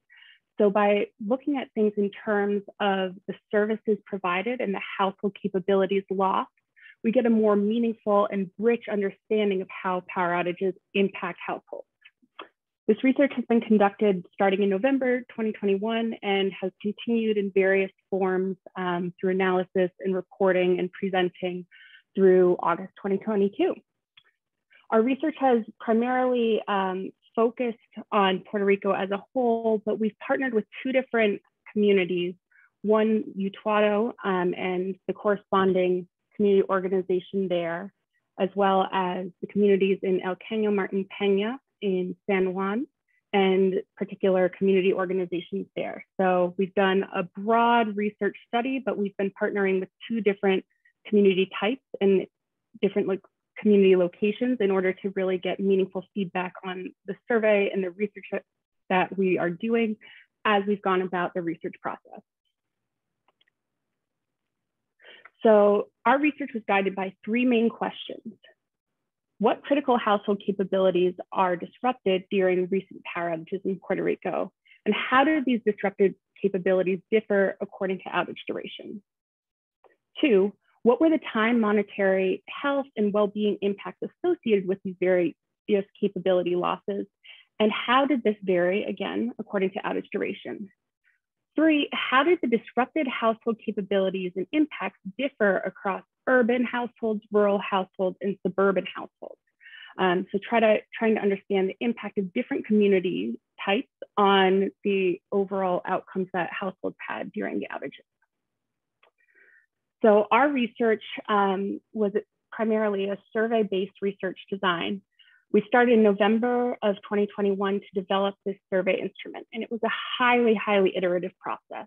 We started with an initial English version, actually, that the UB team drew from previous research done in the El Caño Martin Pena communities to understand the impact of power outages following Hurricane Maria. And we took that as a starting point, but then we did incredibly intensive changes in order to really get the public health focus of this particular research project and to expand it to be more applicable for people who are outside that particular community. Once we took that, we had an English version, and then we used DeepL, which is a neural learning network for translation that you can access online, to do a preliminary research translation of the research questions. And we asked our expert reviewers and expert team members in Puerto Rico to make sure that not only were the wording of the questions technically correct, but they were practically correct and colloquial in how people would understand the outage impacts. We took this initial Spanish version and we brought it to our partners. So we brought it to our partners in Utuado and in El Caño Martin Pena, and we asked them, does this work? What do you think of this? What aren't we asking? Based on what they told us, we went back to the English version and started implementing those changes to create this revised English version, which again, we went through the translation process, made sure it worked well. And we did that a couple of times. It was a very iterative process, as I said. But finally, we came up with the final partner approval where the teams were happy, where the community members that we spoke to were comfortable with the survey, and with where our community organizations were comfortable with the survey. Once we had that final approval, we started going with the survey. So it was performed and conducted by Qualtrics via online survey panels. They use both online distribution methods and over the phone distribution methods, where they actually would call people up and walk them through the survey question by question and answer on those participants' behalf. We restricted participation to people who are 18 plus, who live or did live in Puerto Rico for the majority of the past 3 years, and who, while living in Puerto Rico, had experienced a power outage that was memorable enough that they would be able to answer based on that power outage. We implemented some quotas into this research just to make sure that we had a good variation and were as closely following and replicating the overall Puerto Rican population as possible with our sample. So we looked at income and education. We looked at community type. In particular, we were looking at the community type for rural and urban, because we knew that Puerto Rico is disproportionately populated in urban areas. Only about 6% of Puerto Ricans live outside of urban areas. So we were trying to heavily skew towards those rural areas to make sure that we got enough survey responses to be able to do something with it. Our analysis included a wide variety of different statistical techniques. So that ranged from descriptive statistics to chi-squared testing, t-tests, and correlation.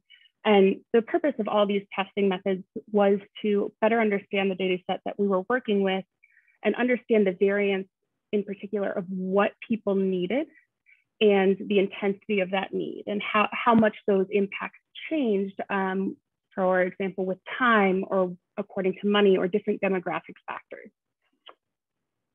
So the survey questions and the survey topics that we looked at included outage duration, the impact of that outage duration and the outage overall on particular household capabilities, the impact of these disrupted capabilities on household physical and mental health, overall well-being impacts, both before and during the outage, trying to understand how did that outage impact you across a variety of dimensions, and the time and monetary expenses that were associated with the outage. Not only did you have to make changes to your lifestyle and did you have to do things in order to get water or to cook food, but how much time and money did that cost you? So our sample actually was pretty good. We got overall 395 households who responded, and various select demographic indicators. We did a very good job of replicating the overall Puerto Rican population according to the American Community Survey data. We're a little bit bigger of household size, a little bit greater car ownership in the population overall, the same median household income, but reflecting our previous quota that we'd put in, we did get a lot more rural respondents than are in the population overall. So we feel pretty good about the sampling in terms of the representativeness. And we also know the areas where it's not representative, that for the most part, that is by design. So looking at the outage duration, we had a wide array of responses. We had some people who responded, actually the outage in question is less than a full day. And on the other hand, we had quite a few respondents who said that the outage that they're thinking of was 81 days.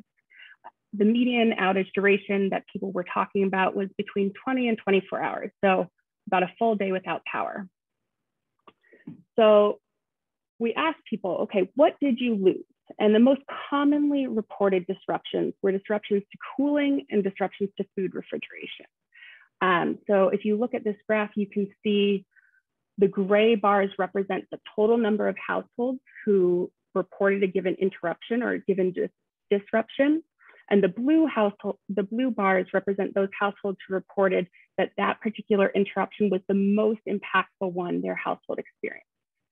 So we can also see that the most commonly cited impactful disruptions were the same as the most common ones. They were both cooling and food refrigeration. But when we look at disproportionately impactful outages, disruptions that were particularly severe for those households who experienced them, we're looking at things like medication refrigeration and water-related sanitation. And these are disruptions that weren't all that widespread in terms of the number of people impacted, but of those impacted, a good amount responded saying that that particular disruption was the most impactful for their household. Longer outages made a difference. Longer duration outages resulted in more disrupted capabilities overall. They resulted in more disruptions that required additional time and additional money, and they resulted in more severe physical and mental health impacts. These impacts remained the same even after controlling for other variables. So even when we ran the multivariate regression, we saw that longer outage impacts resulted in more disrupted capabilities. So what were the impacts in terms of time and money and health? So we found that, unsurprisingly, outages resulted in people spending more time and more money overall to replace the food that they lost, to access water, to access food.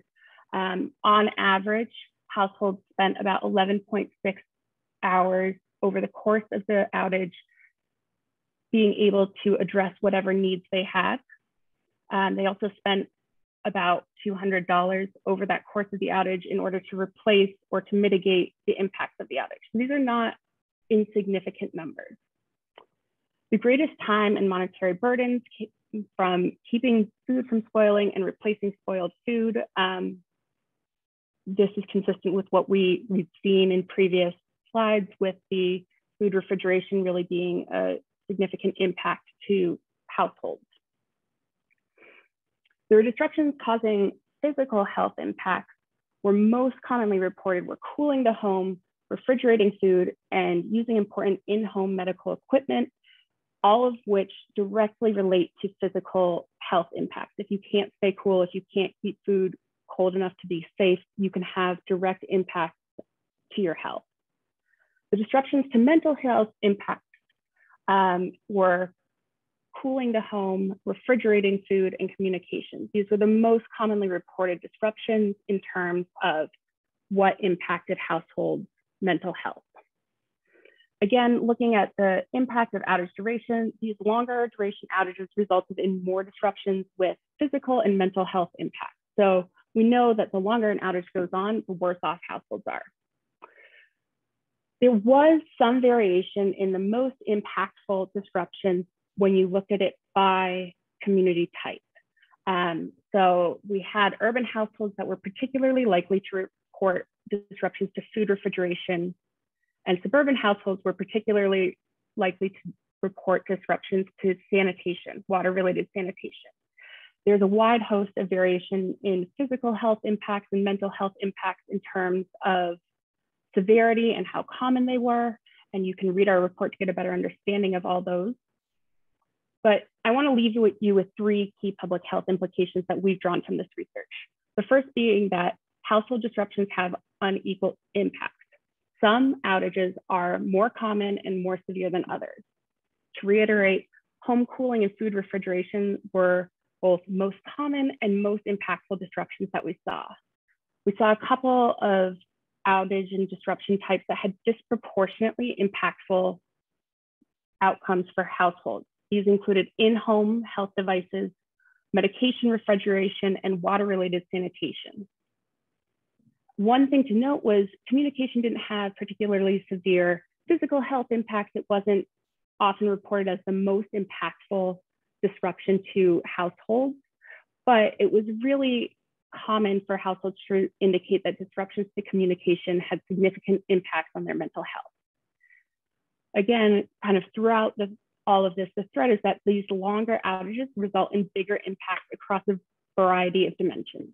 So efforts to address a wide variety of disruption types, but in particular those listed here, will yield widespread benefits across entire communities, and reducing outage durations makes an impact. It reduces the outage impact.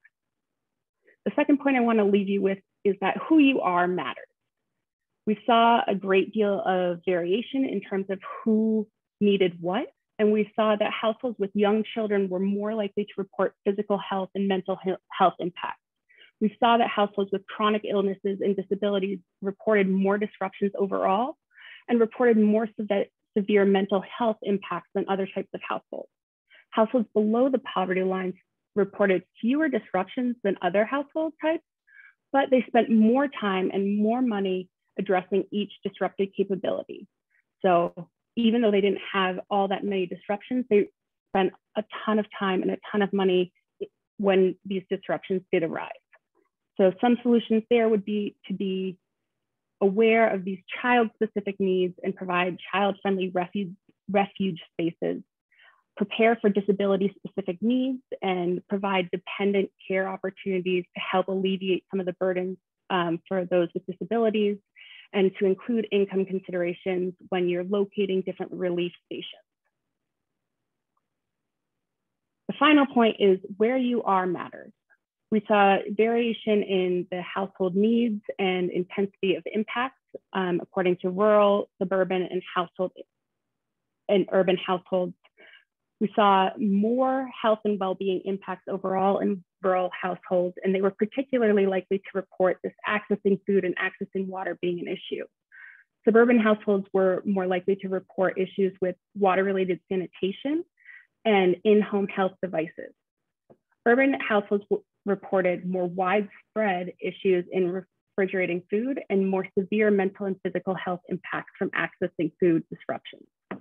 So some ideas here are to streamline distribution locations to make food access and water more easy, and to stockpile essential items either at the household or individual level or at the community level in order to help address some of these needs before they arise. The final thing here is that one size doesn't fit all. This is a starting point to work from, and it provides a very targeted understanding of what these households needed in this particular situation, and it provides a starting point for additional research moving forward. All right, thank you all. Thank you, Sarah. That was fantastic. Just a wonderful job pulling those public health implications together. And I'm sure a lot of people have questions for Sarah, but we're going to save those until the end. We have about 20 minutes at the end for questions. So if you want to drop those in the chat now or just note them on a piece of paper, that will be great. Right now, we're going to move on to Dr. Ives Garcia, who is going to be presenting on behalf of her team on a research study called Planning for Post-Disaster Needs of Women with Breast Cancer in Puerto Rico. I want to give a special thanks to Dr. Garcia, who wasn't originally planning to present today, Sarah, oh, thank you for stopping sharing your screen. Dr. Garcia is stepping in because her team member had an emergency and wasn't able to present. So we're very thankful for her for stepping in. Thank you, Evis. Thank you, Megan. I'm going to find my presentation here. Okay. All right. We'll give you a minute if everyone wants to just, write down your questions for Sarah and her team, and then we'll have Dr. Garcia go ahead when she is ready. There. Right. I found it. Yay. That looks great. You want to put it in presenter mode? Yeah, you got it. Again, thanks, Megan, for such a kind introduction. So she already said the title, but I just wanted to highlight my team members. So Kevin Fagundo Ojeda, he's a student at the University of Utah, and actually he's the principal investigator. So I was more on a supportive role as an advisor to Kevin, also at the University of Utah. And Mabel Lasage, she's from Connecting Paths, and this is an organization in Puerto Rico. As you can see, like a picture of like what they do. So they help women to learn about sewing in order to create economic independence. And Mabel, she actually was diagnosed with like cancer during the time that like Hurricane Maria. So she actually she met a lot of people through like this process of getting diagnosed during this time. I started to pay more attention about the economic independence of women that, of course, because of like treatments are unable to work. But she started to notice that there's all kinds of like issues besides economic development that are very important, such as transportation and housing, but mostly a lot of like psychological support and a lot of information and education. So this research actually comes across because I have previously with Kevin done research thanks to the Natural Hazard Center on like what nonprofits are doing and how they have changed their missions after the hurricane. So we had the opportunity to meet with them, and we were very impressed with the work of Connecting Paths, and they were very interested in research. So so again, this is like in a way like the product of like already research and just kind of like evolving.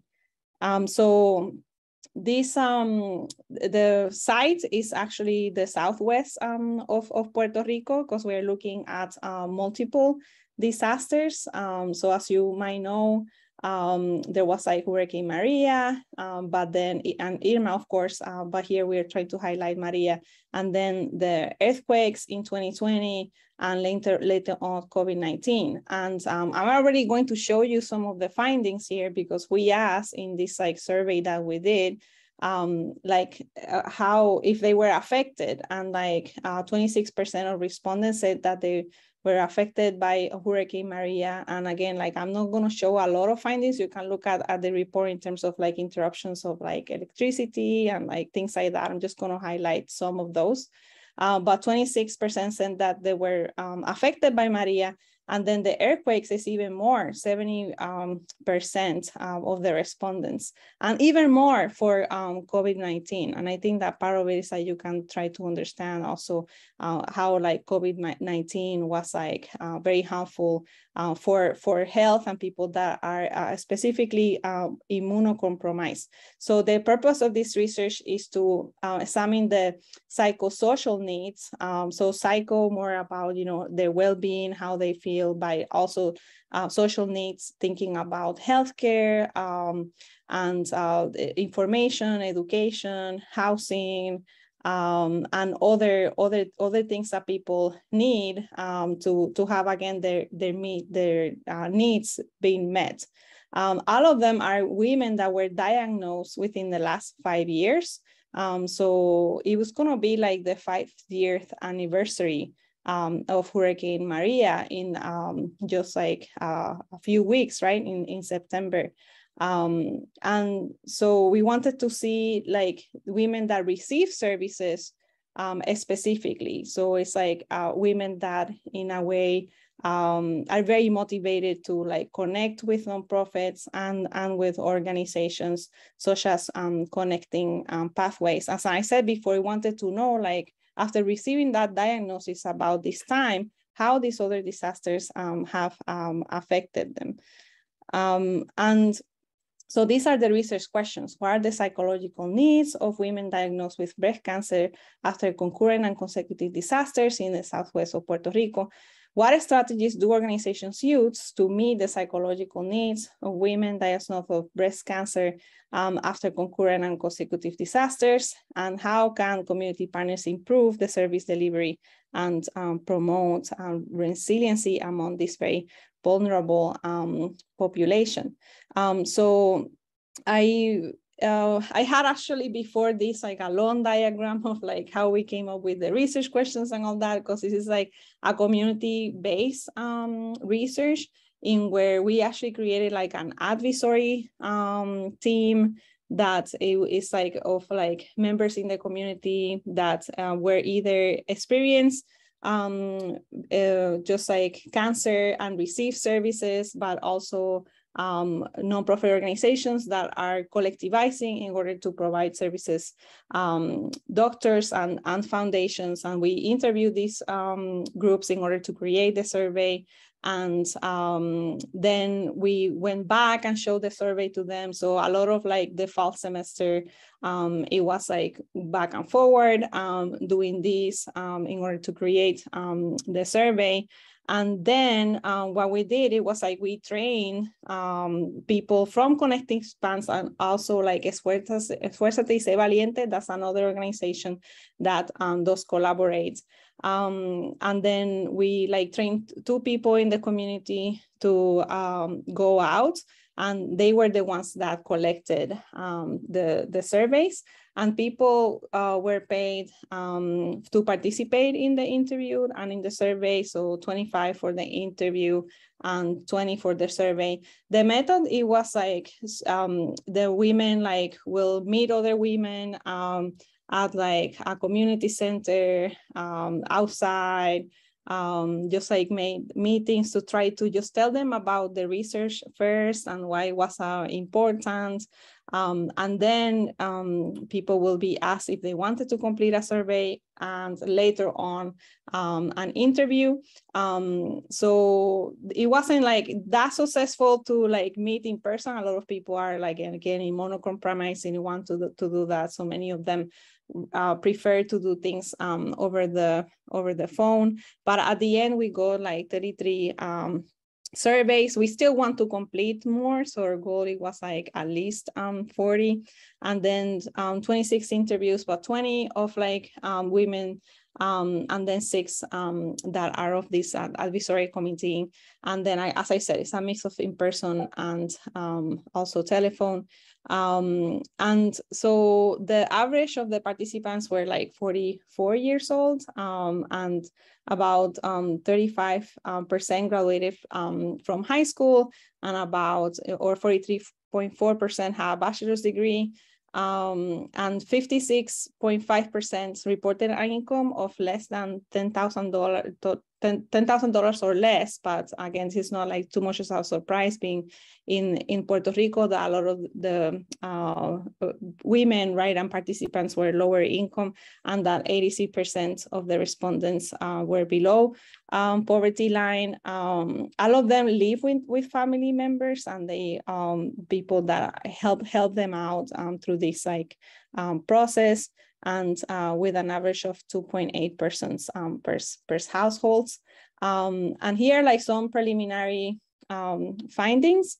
So we look at the interruptions in treatment, and so 36% had interruptions during the earthquake, then 33% during COVID-19, and 30% during like Hurricane Maria. What we know from previous research in terms of like interruptions is that if you have an interruption of about like 3 months, you are like 15% more likely to have a fatality in 5 years. So again, this is a very important questions and see how these women were affected. They experienced damages with their homes. Again, the earthquake was a lot more impactful in this area of Puerto Rico. So about 51% reported having damages versus like 48% during Hurricane Maria.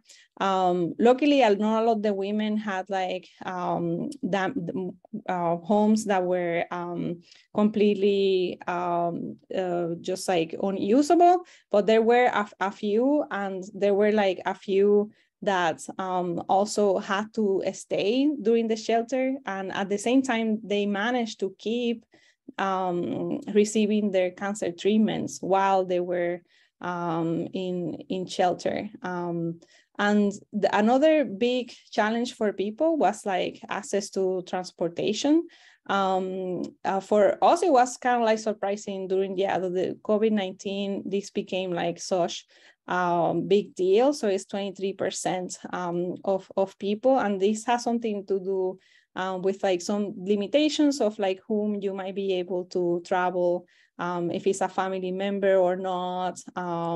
Also, like in Puerto Rico, they have regulations of like these days, these people can go out.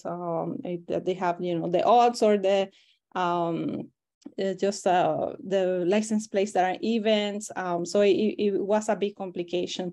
Compared to Hurricane Maria, it's 11% and 10% for the earthquakes. Something that it was very surprising to us is that a lot of people didn't have like information. So again, this kind of information is very helpful for the nonprofits because, like, for example, they find out that 16% of the respondents receive partial transportation services from their health insurance, which is like a right that they have, but the majority of the people didn't know that. So this is the kinds of things that now these nonprofits are educating themselves on, so they can also like educate others of what they can do. And this all results in a lot of stress and anxiety of like women that already are very stressed. So there's like previous research that shows that compared to the normal population, like 5% might experience like depression or anxiety, but like for people that have a cancer diagnosis, it's like almost like 30%.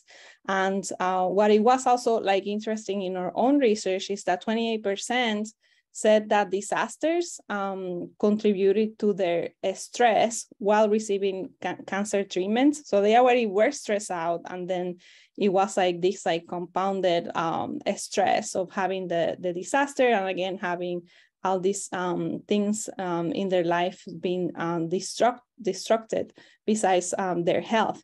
And something, however, that they found very helpful is that about like 60% said that support groups were very helpful to find information, but also like just talk about their situation with like someone else that was having a similar experience. And what we also see is that nonprofit organizations step up in providing the cancer support groups, even though again this was not initially in their mission. Access to transportation, housing arrangements, access to health and psychological care for women. So these are the three like health implications. So thinking about awareness, collaboration, and planning. So the first thing is that the nonprofit organizations need to know more about the specific needs that women have when they have like a cancer diagnosis during disasters. So organizations, again, that Connecting Paths and other ones are educating themselves, they can help to educate others. But again, for them, this research was especially useful for the awareness part on recognizing what are those specific needs. But something that they are already doing is like collaboration. So partnering with other organizations, like if someone doesn't have transportation, this is what I can do. If someone needs more like case management, psychological support, this is who I can connect to. So it's kind of like creating that network in order to increase resiliency among partners. And another thing is like planning. So it's like not only because, again, when you are a nonprofit and you're trying to solve problems, it's like you pick up the phone and you again might collaborate and you might continue collaborating, but planning is very important, just thinking about emergency preparedness. And this is a next step where they want to take this research so they can actually have a plan for what they can do and how they can still support patients. And so again, thanks to our partners and thanks to our funders. And I look forward for the questions and answers. Thank you, Evis. That was wonderful. And I love all those pictures that you included in there. Just kind of humanizes this. They're just very moving to see those pictures of the cancer patients as well.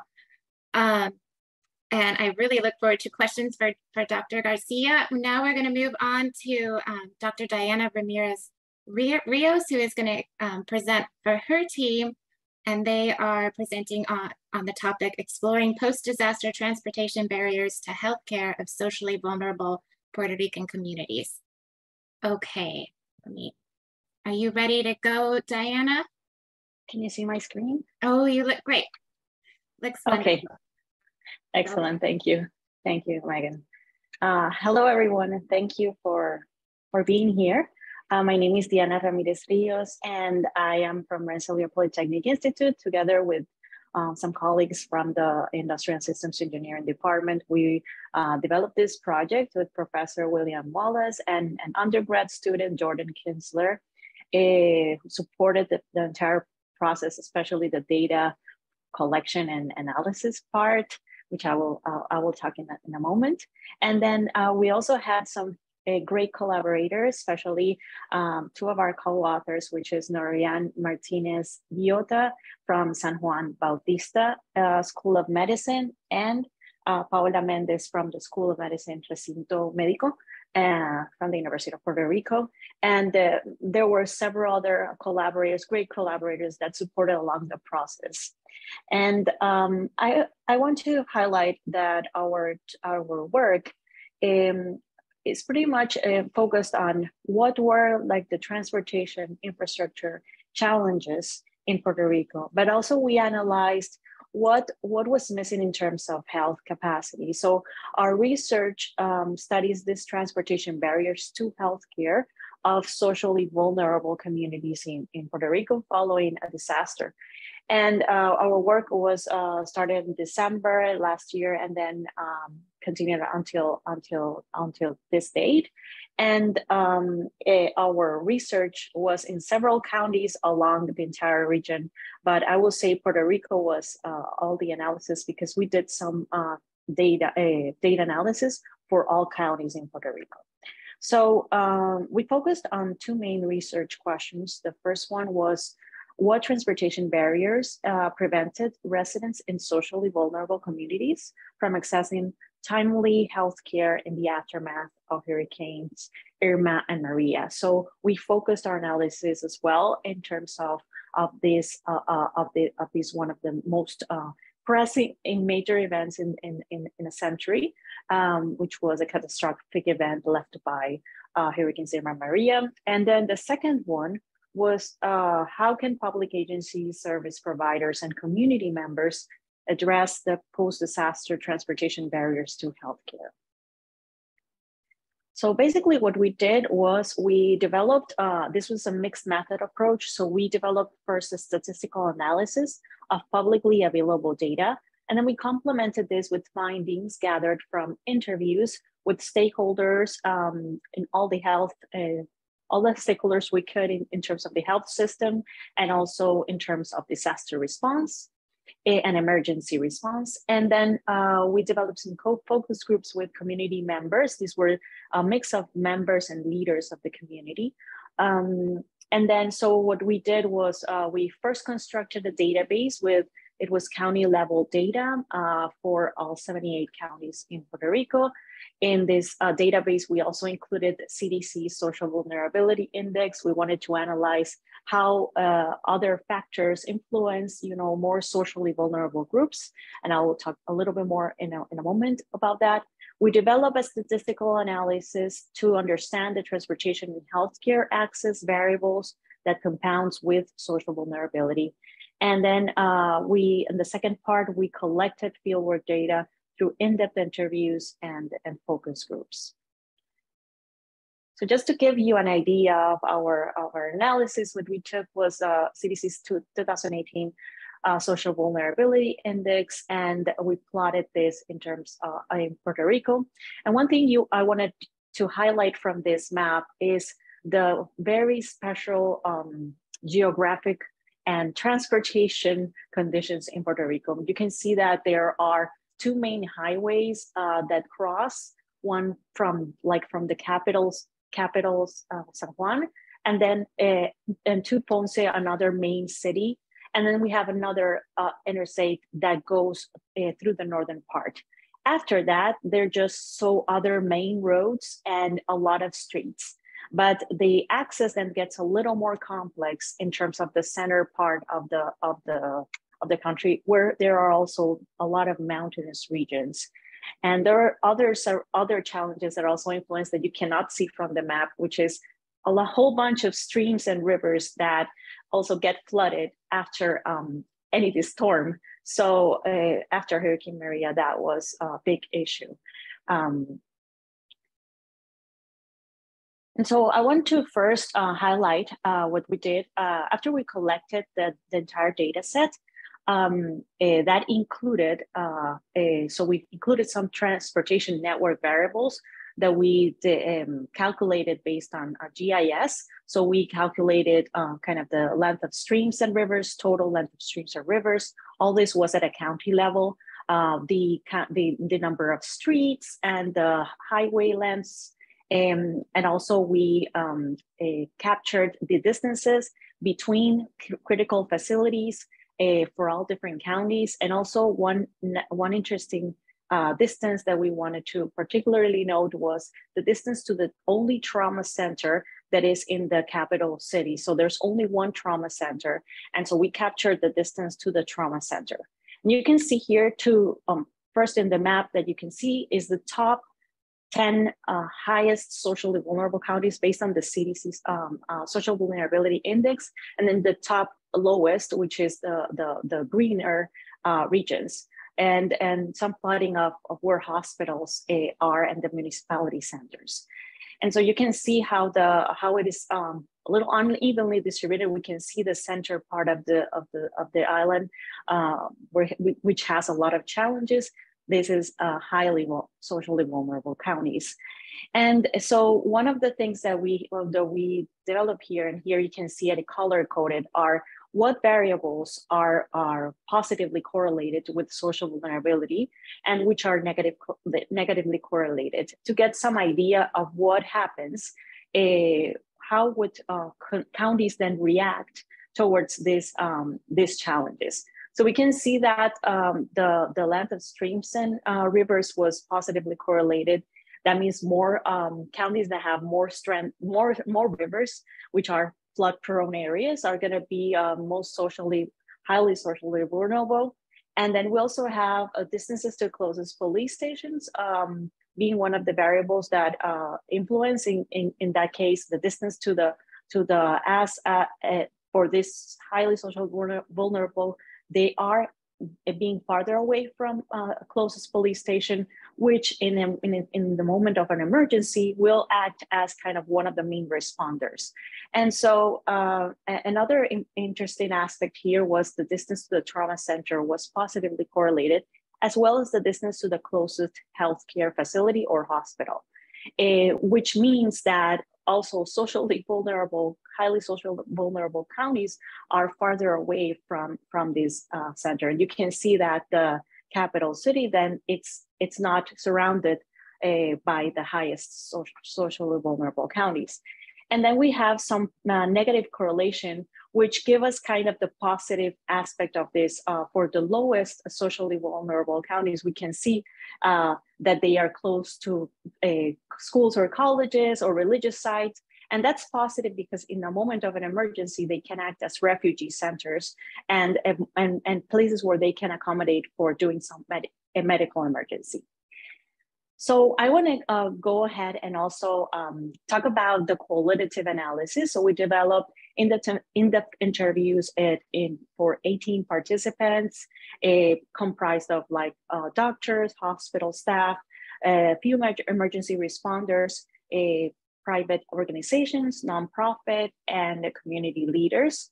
And then we had 4 focus groups comprised of 3 to 5 community participants of each one of these locations. So there were some that had a mix of locations. So we had Toa Baja, we had from Ingenio and Puebla.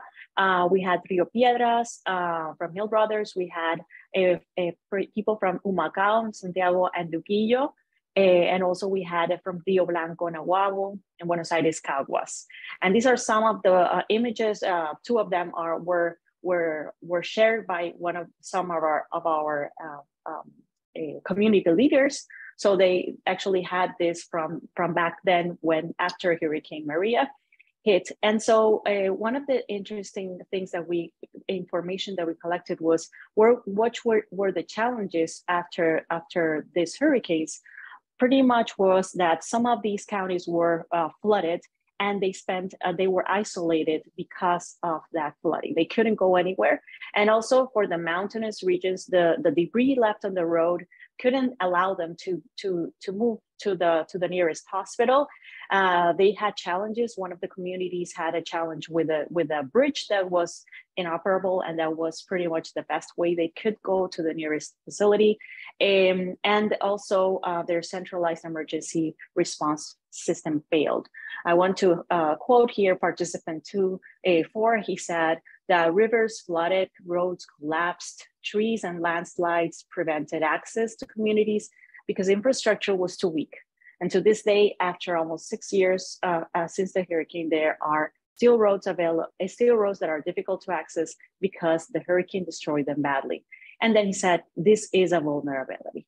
And so we asked them about, what do you consider the vulnerability? And this is kind of one of the aspects that they highlighted. So next, I wanna point out 3 public health implications that come from this research. One of them is, as we collected a lot of data, we figured that there are a lot of things that we still don't know about and that is not publicly available for Puerto Rico. And we want to promote the creation of the centralized database with public health capacities, as well as some transportation related variables that can be added to this. And then a second point was in coordination with disaster responders and transportation agencies, I think it's important to develop strategies to improve transportation access to prepare for future disasters. And third, but not least important, and actually it's one of the most important, strengthen and prepare socially vulnerable communities for post-disaster medical emergencies and work with communities to make them stronger. So I want to highlight here the first point, which is promoting a creation of a health centralized database. We identified some variables that were difficult, that were not available, and pretty much knowledge of these are very important. Like, for example, the number of open medical facilities and kind of some main capacities of these medical facilities, number of hospitals, available doctors, the time of service, which was very different when we interviewed communities. They said, well, we have a hospital, kind of a hospital, but it doesn't work 24/7. It operates until 5 p.m. There's not much of the type of service that I need to go to another hospital. So kind of knowledge of all these critical facilities. And also number of ambulance drivers, ambulance services, transportation related indices that we can construct, like distances, like we did in this project, maybe available heliports that can serve for post-disaster emergencies. And we want to kind of potentially add these variables to the social vulnerability index. So that could be a future work that we can do. And then the second implication is kind of how to address access to roads, because pretty much everyone needs to go through road to get to a place. But also we want to highlight that there are other modes of transportation that can be made available in case pretty much we are completely isolated from roads. So coordinate with disaster responders to get to the nearest hospital and trauma center, improve the access through the different modes of transportation, and have more accurate addresses, because in some communities, there's actually no way that an ambulance can get specifically to that spot. And that happens along many different counties in Puerto Rico.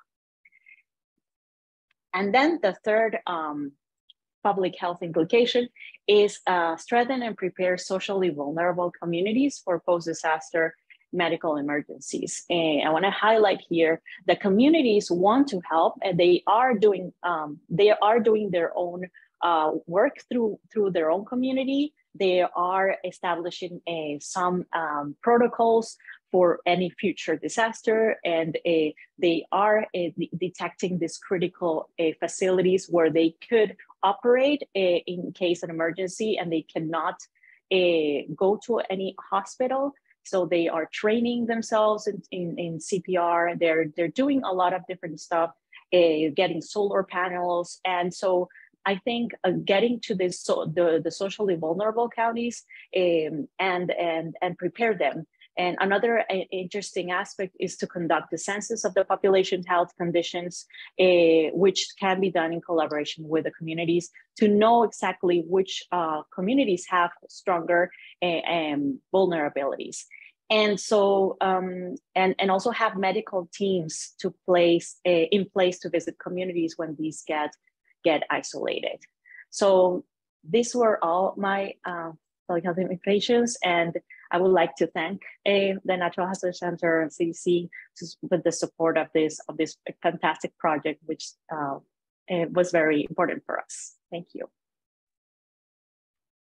Thank you, Diana. Thank you, everyone. I'm gonna plug real quick. We are recording this webinar, so if you didn't get a chance to see the whole thing, or if you want to go and see the other two panels, that will be posted on our website pretty soon, and I've just put a link to that. Secondly, I want to thank all of the researchers. I'm looking for them so I can spotlight them right now. Let's see here. Evis, if you want to share your, yep, there you are. Okay, let me see if I can do that. And Sarah, if you could turn your screen on, are you able to turn on your screen?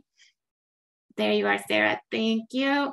Okay, if everyone could give a big round of applause to everyone. Wait, I lost, where's Diana?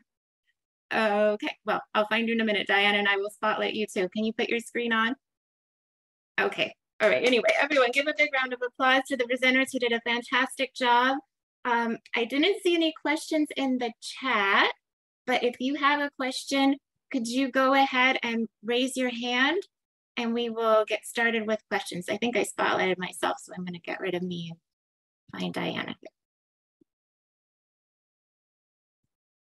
Does anyone have a question? I'm looking for hands up. Okay. Okay, I see one question from, let me see here. Nakia, is that right? Can you go ahead? Yes, it's right. Okay, go ahead and ask your question. This question is for Sarah. Thank you very much for all the presentations, actually, but I was really intrigued with Sarah's presentation, looking at the health impacts particularly, and I missed part of it. So can you reiterate probably what were the mental health and physical health outcomes or specific conditions that you looked at within the study, and how they probably varied by age, if that was done? Yeah, so I'll start with your last question about age. We did not use age as a criteria per se, because we were looking at the household impacts. So we asked people to answer on behalf of their households. So we ended up using it in the multivariate analysis. It didn't end up having a big impact, but it wasn't a focal point. What we did include in the analysis was the presence of very young children and the presence of individuals over the age of 65. I can't pull off the top of my head what the impact of the age over 65 was in terms of physical health impacts. I can follow up with you on that if you'd like, but I do have kind of graphs looking at all of the various mental and physical health impacts. In terms of physical health impacts, what people ended up writing as their open responses, they included things like my CPAP machine couldn't work. One person indicated that they couldn't use their dialysis machines, and so they had to manually do it.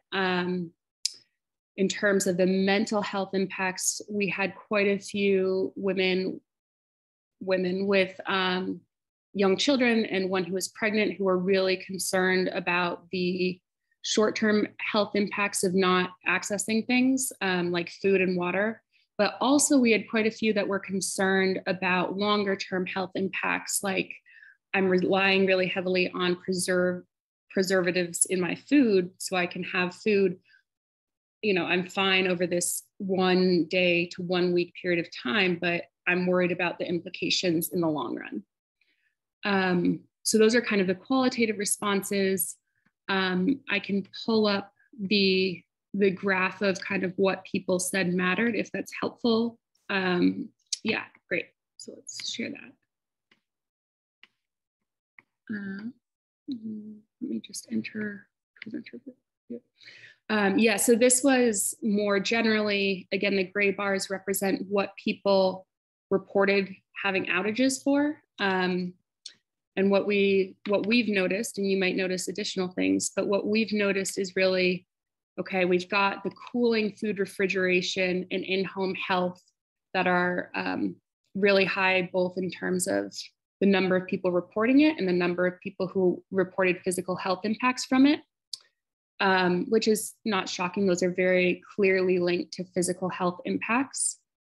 We found that this communication aspect had a really disproportionate impact on mental health. And so it was really, that was the only disrupted activity where the mental health impacts were more commonly reported than the physical health, and except for information. So those two clusters, the accessing information and knowing where to go and knowing your family was safe, people reported just really tremendous strain on their mental health, whether that be additional stress or anxiety, kind of any range of emotions. It was really resulting from the inability to know that their loved ones were okay, and know where they could go to get what they needed at any given point in time. Yeah, thank you. This is helpful. I mean, it also makes a lot of sense, especially with communication. Right.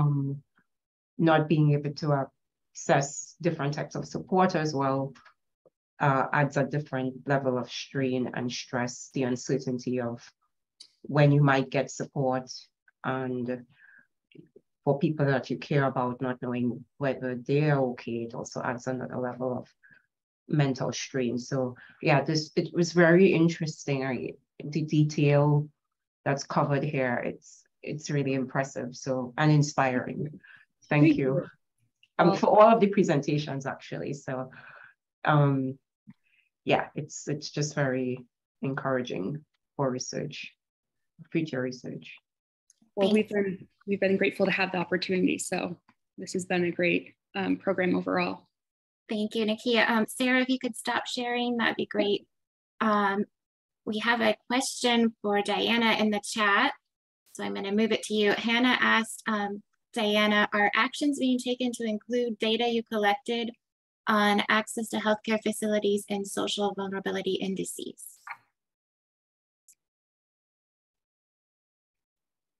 Thank you, Hannah, for the question. Not yet, but it's something that I, out of this research, came to thinking about, incorporating these variables, and could be a great potential future work to do. And we have collected lots of data. I think with more access to other indicators, we could also have like a robust database. Great. Thank you, Diana. There was also a comment from Brian Neff, which I think both Diana and Sarah and Evis can comment on. I'll move it to you first, Diana, but the comment was, all of this does a fantastic job of highlighting the role of improving the resilience of infrastructure to hazards as a way of indirectly improving social resilience to hazards. Do you want to comment on that, Diana? I thought that was a great comment. Yes, that's an excellent comment. And because of the, I think the lack, there's not a great link between kind of the transportation infrastructure side with public health. We found there's a lot of things that need to come together to make a better, to improve the lives of communities that are in highly socially vulnerable stages. And so it's pretty, this research is really important to kind of get to these communities. Do either Sarah or Evis want to add any more there? Go ahead, Evis, I saw you first. You get to go first. Well, for us, it was like very surprising again that there's like insurance, through insurance, you can like request some assistance with transportation, but the fact that people didn't know about it. So I feel that there's a lot of education that is like really needed, more than the data collection part, but just thinking about just informing people about it. Go ahead, Sarah. Yeah, so our research, we did include questions about access to cars, and kind of counterintuitively what we found in this research and in similar research in a variety of contexts was often those people with cars reported spending more time and more money and ended up reporting worse well-being impacts, which is just so counterintuitive. So that's been an interesting rabbit hole that I've been going down at various points in time. But one of the big things that we drew out of it through our conversations with our local partners and people who were willing to say, okay, yeah, that makes sense, but here's the thing you didn't understand. And the thing we didn't understand necessarily was that these people with cars were not just running errands for themselves, they were running errands on behalf of themselves, their grandparents, their neighbors. And so I think this road transportation network is such a critical aspect.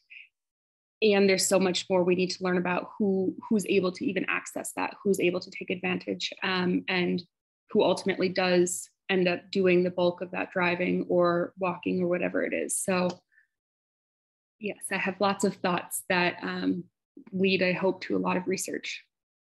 That was okay. Great response, Sarah. And you actually kind of touched on something that's been so fantastic about these projects, is you all are working with community partners and building those links to really inform your research.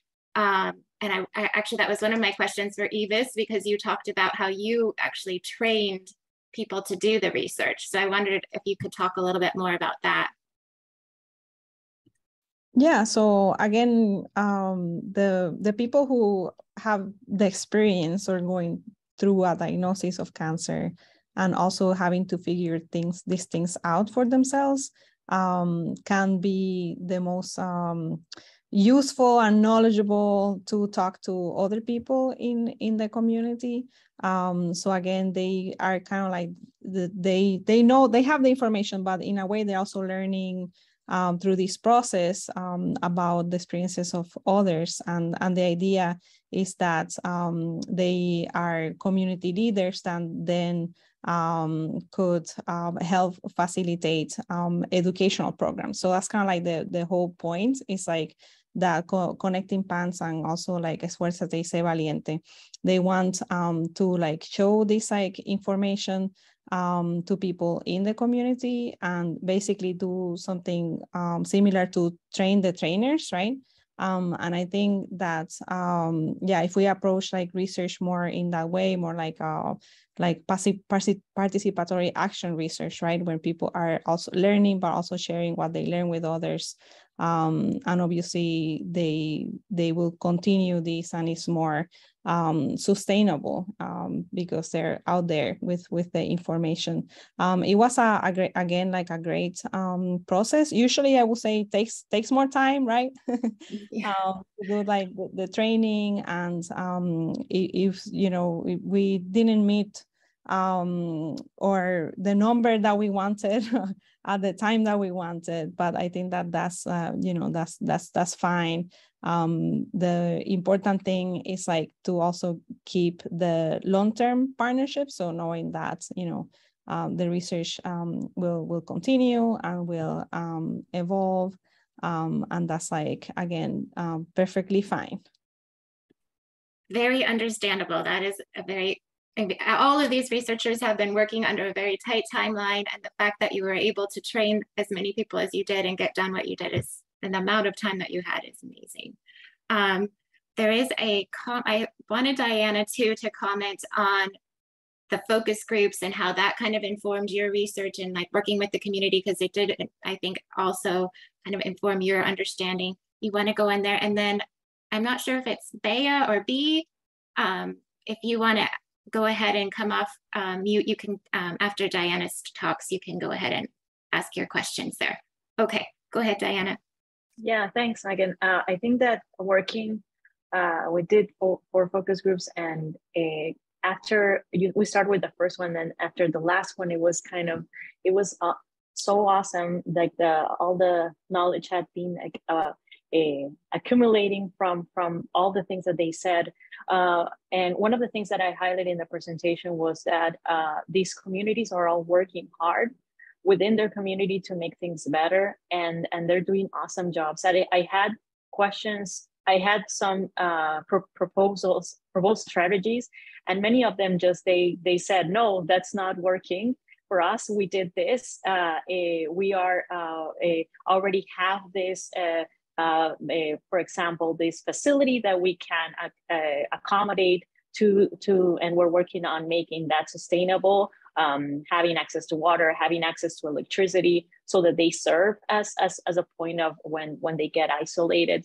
It's also very, for me, was a very, very emotional, because some of them were saying, well, they worked with their neighbors to help each other. And I think Sarah mentioned something about that.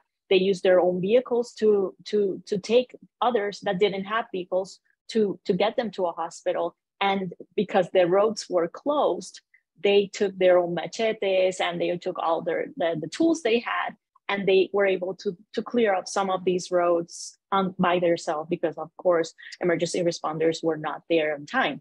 So that was some of like the heartwarming comments that really made sense when I was also analyzing the data. Thank you, Diana, for sharing that. Is it Bea, is that right? Or B? Do you want to go ahead and share what you were writing in the comments? Go ahead. Yeah, it's Bea. Thanks Okay, to all the presenters. It was wonderful. Yeah, it was a little bit more of a side comment to what Sarah was talking about on, you know, we also had some research really specifically on pregnant women, and it was one of those main concerns of having to make decisions on, you know, do I put gas on the car? Do I buy formula? I have, you know, $100 cash, and I don't know when I'm going to be able to get more. So what do I do with it? And so that's also one of these additional stressors. Not only like, do I have a car and can I use it, but should I? And at what point, you know, can I afford to be in line for hours? Or, you know, do I need to work? Do I need to, you know, what do I do?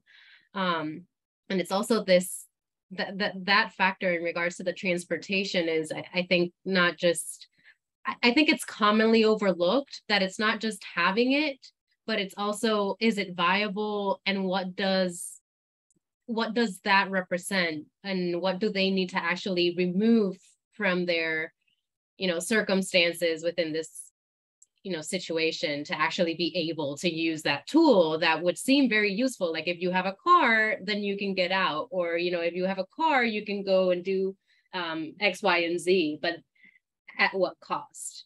And it's not necessarily, something that is generally seen when dealing with emergency. Yeah, great comment. Do you want to respond to that, Sarah?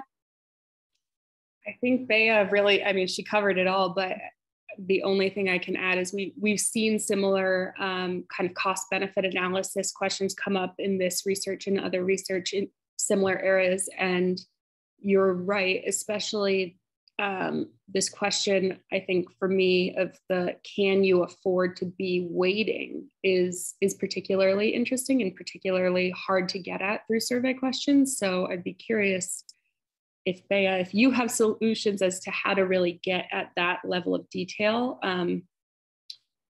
for surveys, or if it's really something that you think of as really having to come out through more qualitative conversations or interviews to get at that idea of the luxury of time, I guess.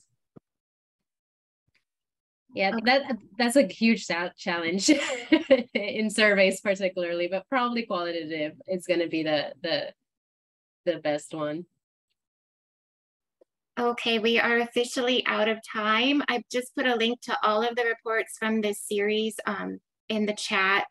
And I just want to give a big thank you to all of the presenters and all of the researchers that have been working tirelessly for the last year to produce this wonderful work. It's been a privilege to see what you all have done, and humbling to see how hard you've all worked, and know that this is hard and you are finished. And I know this is going to keep going. And so I hope you all keep checking back with what these researchers are doing. We will be promoting their accomplishments going forward on the website, and I know they're going to go on to great and wonderful things. So thank you all for all of this marvelous work, and for everyone who was able to attend, thank you for coming. Great, thank you. Thank you. Bye. Thanks. Okay, perfect. And then I'll just do a brief welcome. So again, my name is Lori Peak, Professor of Sociology, Director of the Natural Hazard Center, and most importantly at this moment, moderator of panel 3 for this special webinar today focused on strengthening community resilience in U.S. territories for the Public Health Disaster Research Award Program through the Natural Hazard Center with the support of the CDC and the NSF. And it is an absolute pleasure to be with you today. We have 4 incredible presentations that are scheduled. And so what we're going to do, each presenter has their set amount of time. And so we're going to go through the 4 presentations, and then we'll use any remaining time for Q&A. And so without further ado, our first presenter is focused on U.S. Virgin Islands population social vulnerability and implications for public health. And Hillary Lohman, I believe, is our first presenter presenting on behalf of this team. So Hillary, could you please go ahead and come off mute for this right now, and then I will go ahead and get your slides pulled up for sharing. Hi, sure. Good afternoon, everybody. How's this? You sound wonderful, Hillary, and let me get those slides ready to share. Thank you. Thank you. And as I'm getting those pulled up, if you want to go ahead and introduce yourself and your team, that would be wonderful, and I'll get those live. Sure. So good afternoon, everybody. My name is Hillary Lohman. I'm the Coastal Resilience Coordinator with the Department of Planning and Natural Resources with the Government of the Virgin Islands. I'm presenting today the work that I did with my colleagues, Greg Winnell and Joe Dwyer at the University of the Virgin Islands. So thanks to them, it was definitely a big team effort. Next slide, please. So the U.S. Virgin Islands is a territory of the United States since 1917. It suffers from a high level of poverty. 22% of the population and 30% of families with children are living in poverty, and there's evidence of low educational achievement, with nearly 60% of students testing below standard for literacy and mathematics. Also a lack of access to affordable, fresh, and healthy food, with over 96% of food and drink imported to the territory, and limited access to quality health care, with health disparities ranking as some of the highest in the country. At the same time, the USVI experiences a variety of natural hazards like hurricanes, which bring high wind speeds, rain and storm surge, rainstorms, earthquakes, tsunamis, and droughts, as well as epidemics caused by mosquito-borne diseases or other viruses such as COVID-19. So the purpose of this was to calculate the social vulnerability index for the territory. Next slide, please. Despite the public health and quality of life statistics that I've just shared and the known threats that natural hazards pose to the USVI, no database or report has been developed to measure the social vulnerability of people living in the islands. The main reason is because federal census data used for the national version of the Social Vulnerability Index, which is done by the Centers for Disease Control, that data is analyzed at the county scale for every state in the country. But counties do not exist as a geographic unit in the USVI, nor in other territories who are not included in the national SVI either. As a result, the USVI lacks an understanding of the geographic spread and variation in social vulnerability across its communities, and it has a limited understanding of the location of the most vulnerable populations and the causes of this vulnerability. Consequently, emergency management and other organizations like emergency preparedness or in household mitigation, consequently, emergency management and other organizations are developing disaster preparedness or mitigation strategies without fully understanding population needs and vulnerabilities, geographically at least. And in addition, efforts by these agencies to inform the population about emergency preparedness or household mitigation might not reach all the groups that would benefit from the messages. So here we are presenting the results of the Social Vulnerability Index for the VI. Next slide, please. The Social Vulnerability Index, as developed by the CDC, is composed of 15 census variables, which are outlined here in Figure 1. The variables are scored and summed for all US Census tracts with a non-zero with a population that is non-zero. So the SVI for the USVI shows where on each island, people are likely to be more vulnerable to the impacts of disaster based on their socioeconomic condition, household composition, disability status, race and language, and housing and transportation characteristics. We also analyzed whether groups with the highest social vulnerability levels are at a higher risk of exposure to stormwater damage than lowest vulnerability groups. And so to develop this index, we used 2010 census data published at the estate scale because the results of the 2020 census were and are not yet available.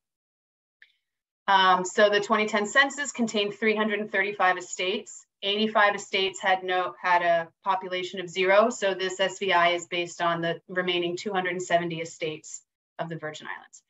There will be a map to come. And these estates are compared. This SVI is comparing all the estates across all of the islands. It is not intra-island specific. These results we're sharing now across the territory, not for each island. Next slide, please. So this report provides the first estimate of social vulnerability in the territory. We find that most urban populations in St. Thomas and St. Croix have high levels of social vulnerability. We also find that most of these populations are at greater risk of flood exposure in their home or outside their home in their neighborhood area, especially on St. Thomas. And they live in regions of potentially high air and noise pollution. For example, on St. Croix, they live downwind from a major industrial area with a refinery. And on St. Thomas and St. Croix both, they live near unlined landfills, major roads, airports, ports, and other industrial facilities. Next slide, please. So results indicate that populations with the highest social vulnerability are also exposed to most of the air and noise pollution sources, placing them at higher risk of developing mental and physical ailments. In addition, many are in flood zones, especially in St. Thomas. And these compounding factors must be addressed to improve the ability of these populations to endure and rebound faster after major disasters. Next slide, please. The regions with the highest social vulnerability correspond to areas that have high socioeconomic, household composition, racial, language, housing, and transportation vulnerabilities. Again, those are the categories of census data. So to be in the highest social vulnerability ranking, you ranked high across the board. These tend to be regions with a high population density and many low-income housing developments.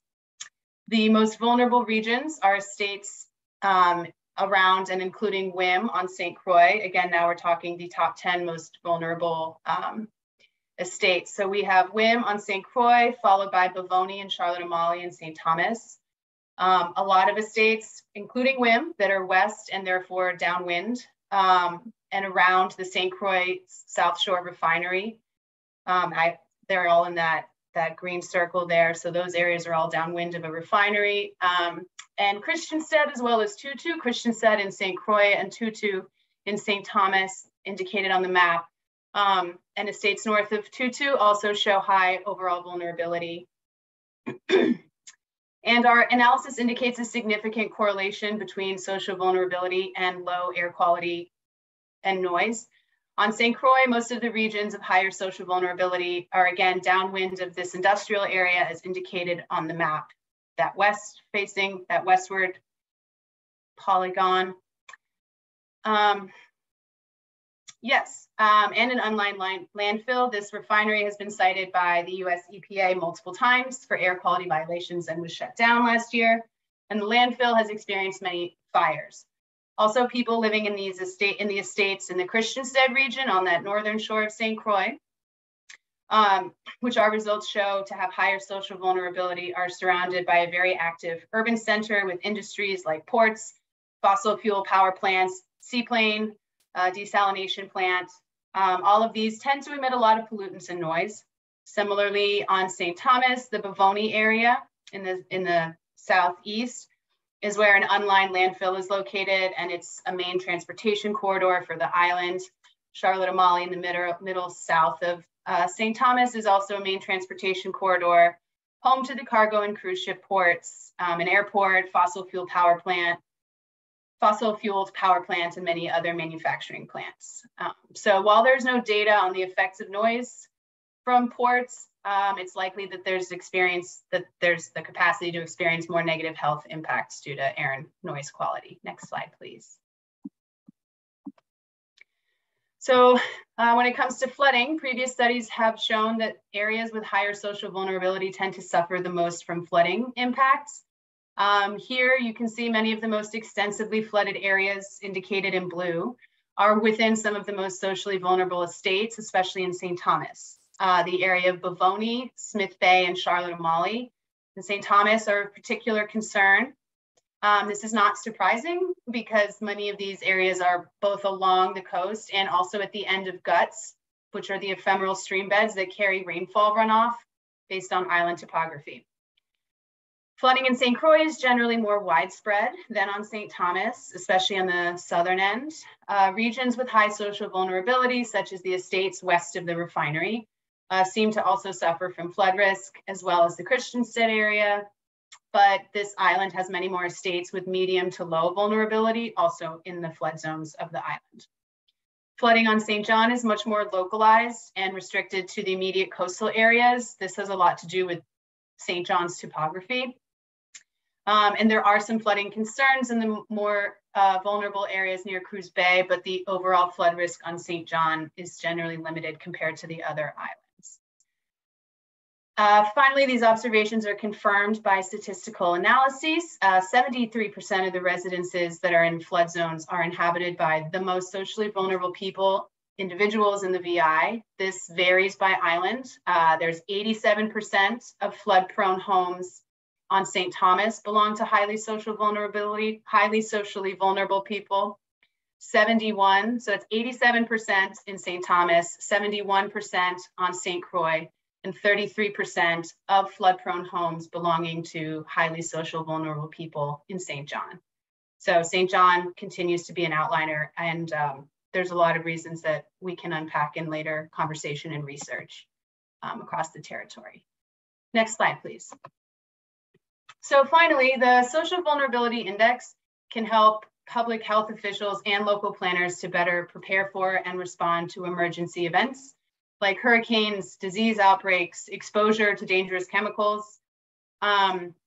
Socially vulnerable individuals suffer more adverse disaster outcomes for various reasons, including being less likely to afford emergency expenses or be able to evacuate, and be more likely to have pre-existing health conditions and more likely to live in substandard housing, unable to resist storms or which are in hazard-prone areas.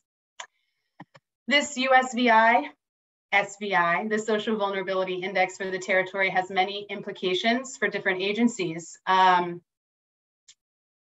Agencies can use these maps to identify critical areas to set up shelters for disaster relief that will service the largest number of vulnerable people without placing them at greater risk by setting the shelter in a flood zone. They can also use this information to promote and decide locations for preparedness events and distribute of resources in advance of events. We can use this to make geographically specific, locally tailored, and language diverse materials or workshops. So examples of how to reduce standing water after a storm to prevent mosquitoes, how to reduce the chance of mold after flooding, and locations to distribute sandbags to prevent damage from flooding before events, perhaps in areas where transportation is a problem and vulnerability and flooding are high. So finally, in the wake of a hazardous event, socially vulnerable hotspots could be highlighted for FEMA public assistance grants and for establishing these points of distribution during the immediate disaster recovery stage. They can inform priority areas to check for damage to critical infrastructure, people who are hurt or in danger, and areas where the loss of electricity and water, which are often services disrupted or damaged during an event, will have severe impact on already vulnerable populations less equipped to cope with service loss. So next slide, please. We're really excited about all of the opportunities within management, policy, and research for the Social Vulnerability Index to take flight. And thank you for your time today. And I look forward to questions in a little bit. Thanks.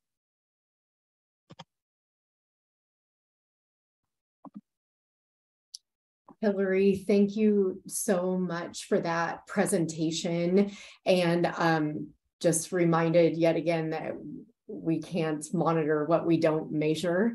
And so thank you so much to your team for everything that you have done here, and already seeing some questions coming in via the chat. So you're welcome to answer those in the chat and or know that we'll have time for discussion at the end. So thank you again to Hillary. Now our next presenter is going to be Todd Miner. If you could please go ahead and start sharing your screen, Todd. Is that, how's that looking? That it is not in full screen mode yet. I can still see the preview on the side. Okay, sorry. No worries at all. That now we can see those slides along the bottom and on the side. All right. So what do I need? Sorry. What? Maybe you can help me figure out what I'm. You know what? We're not seeing. Let's see. Can you?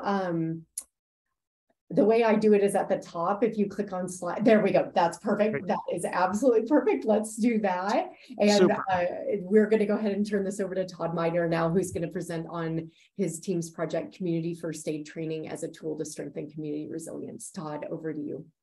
Great. Thanks, Lori. Again, my name is Todd Miner. I'm a senior instructor and the director of education for the University of Colorado School of Medicine's section of wilderness and environmental medicine. So I come from this from a little bit different angle than many folks. And it's been a great learning opportunity, and hopefully we're contributing as well.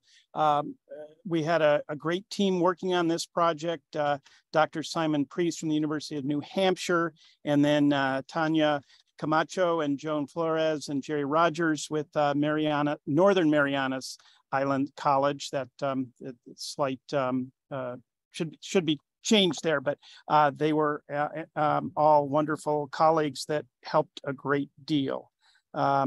So our study looked at the effectiveness of a disaster-focused first aid course delivered to non-medical first responders and laypersons. We chose Saipan, which is the most populated island as part of the Commonwealth of the Northern Mariana Islands as our site because of their great vulnerability to cyclones, tropical storms, tsunamis, earthquakes. It is a very vulnerable site, and actually the second most powerful storm ever to hit the U.S. Nailed Saipan a couple years ago. So it is a place that is in it can use assistance in looking at how to prepare and be more resilient in the face of disasters. We started our study in November, finished it up in March of, that should have been March of, November 21 and March of 22 with the intervention, the classes we offered in January and February of 2022. For those of you who aren't familiar with the Northern Mariana Islands, they are in extreme far western Pacific, much closer to the Philippines than they are to Hawaii, due south of Japan. And like the Virgin Islands suffers from a higher rate of poverty, lower educational rates, and recently economic disruption due to the end of some of the subsidies for garment makers that came in from the Asian countries and were able to produce with a US label. Those industries were closed down due to legal changes. And so the Marianas have suffered economically recently, and then it's like many of our territories, highly dependent on tourism as well, which with COVID, a double whammy. All right, so our research questions were focused on the efficacy of this DRAFA training. DRAFA stands for Disaster Response Advanced First Aid. This was a course that was developed by the University of Colorado School of Medicine. There really is no other that we're aware of first aid course aimed at lay people and non-medical first responders that really gives them the tools. It's a 3-day class. And we had a wonderful group of students that participated. So we looked at were both knowledge and skills improved by taking this class. Was there increased self-efficacy? Was there the confidence for folks to actually administer first aid if they were when there's the next disaster? And then a question that's in the literature is, people may have the skills and they may have even the self-efficacy, but do they have the willingness to respond to help others in a disaster? So those were the 3 questions we looked at as part of our research. We taught 2 different classes, total of 38 participants. Again, on Saipan, the island with the largest population on the Commonwealth, but we had participants from all 3 of the habitated islands that are part of the Commonwealth. We were hoping for more folks, but COVID threw us a curveball on that, and we were ended up with the 38, which was a great number, great both a good quantity and great quality of participants. A big proportion of the participants were public first responders, firefighters and police officers in particular, but non-medical folks. So they weren't EMTs, they didn't have, many of them had no prior training or just CPR at best. We had folks from Homeland Security, we had nursing students and other students from the local college, and then general laypersons as well. We pre-tested participants regarding their knowledge and self-efficacy as well as willingness to help, and then post-tested on the same measures at the conclusion of the class. And then skills were evaluated using a checklist. Participants practiced their skills until competency was demonstrated. And then at the conclusion of the class, we held a number of scenarios or simulations in which skills were again evaluated. Results showed generally strong improvements for those taking the DRAFA class, including in skills, self-efficacy, willingness to respond, and especially knowledge. That was by far the easiest component to measure. We had strong and highly significant improvements in knowledge. And you can see the statistics there. I'm not going to bother to read them. Self-efficacy showed moderate and significant increases. And then willingness to respond was weakly found to increase for one cohort, but not the other. We believe this is because these folks were all super motivated to participate given their background as first responders, and they were already scored very highly on the scale of willingness, and ended up, so there was very little room for improvement. In terms of public health implications, we believe that DRAFA was shown to be an effective way to train non-medical first responders and community laypersons in disaster-focused first aid techniques. And they will be ready to respond for the next disaster, and particularly to respond to medical emergency.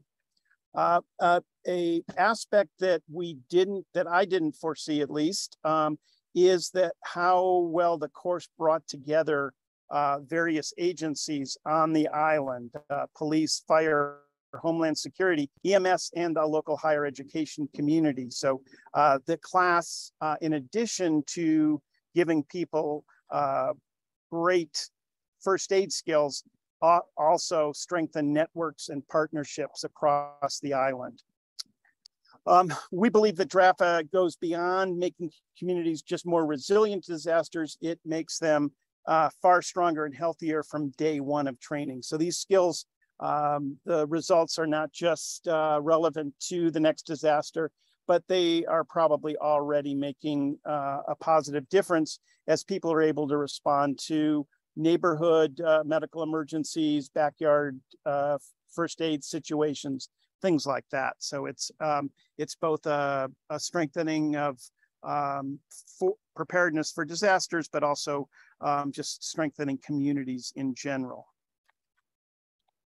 The disaster response advanced first aid classes were shown to be an effective way to train non-medical first responders and community laypersons in first aid techniques, and in responding to what would be common disaster caused medical emergencies.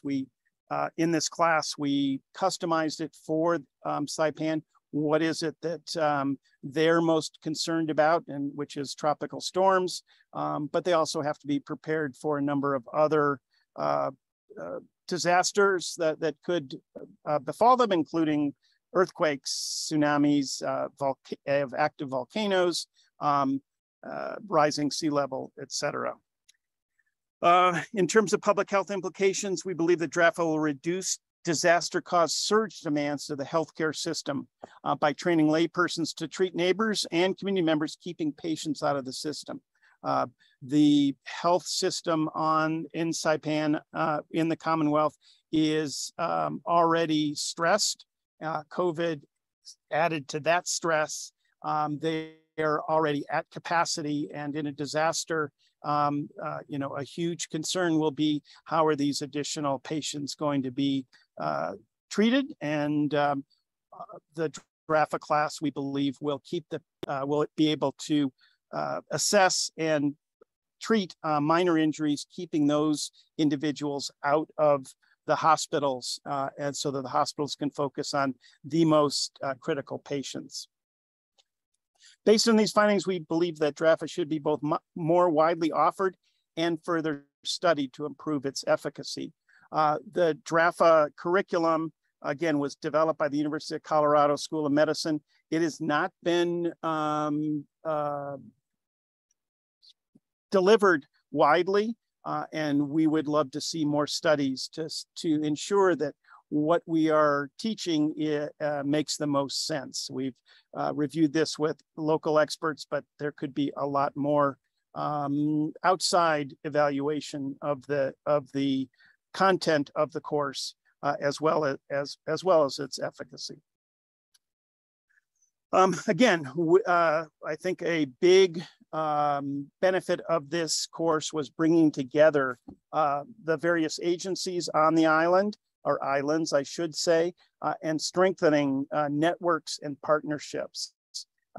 This partnership and networking happened at least two different levels. One with the organizational leaders coming together to help plan the course and to help deliver it, but also then from the street level first responders, the rank and file folks who staff the agencies, working side by side in the class to get to know one another, develop trust, rapport, and confidence in one another.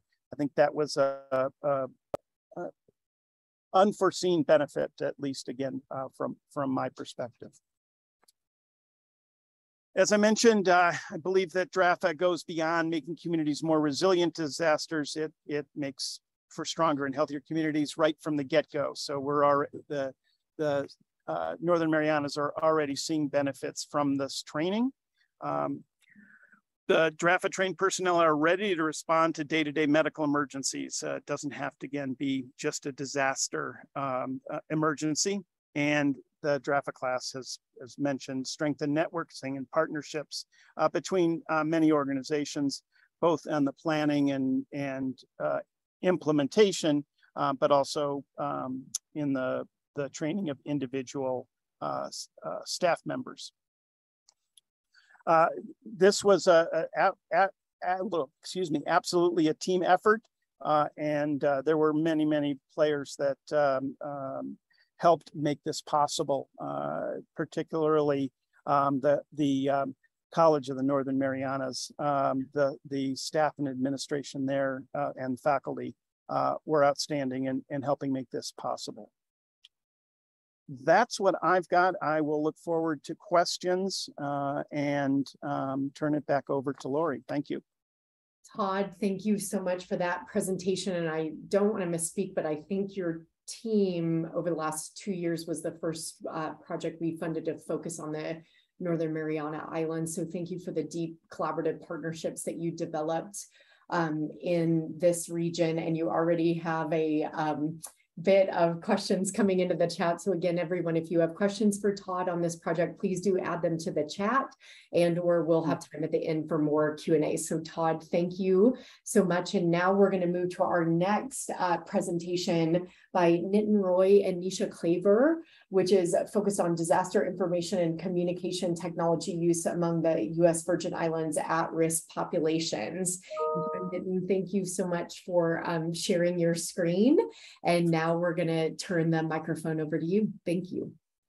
So can you see the screen? Yes, it's perfect. And it's in full screen mode. So over to you. Great. Thank you. Thank you so much. So hello, everyone. My name is Nitin Roy. I'm an assistant professor in California State University, Sacramento. And my co-PI is Nisha Clavier. She's here.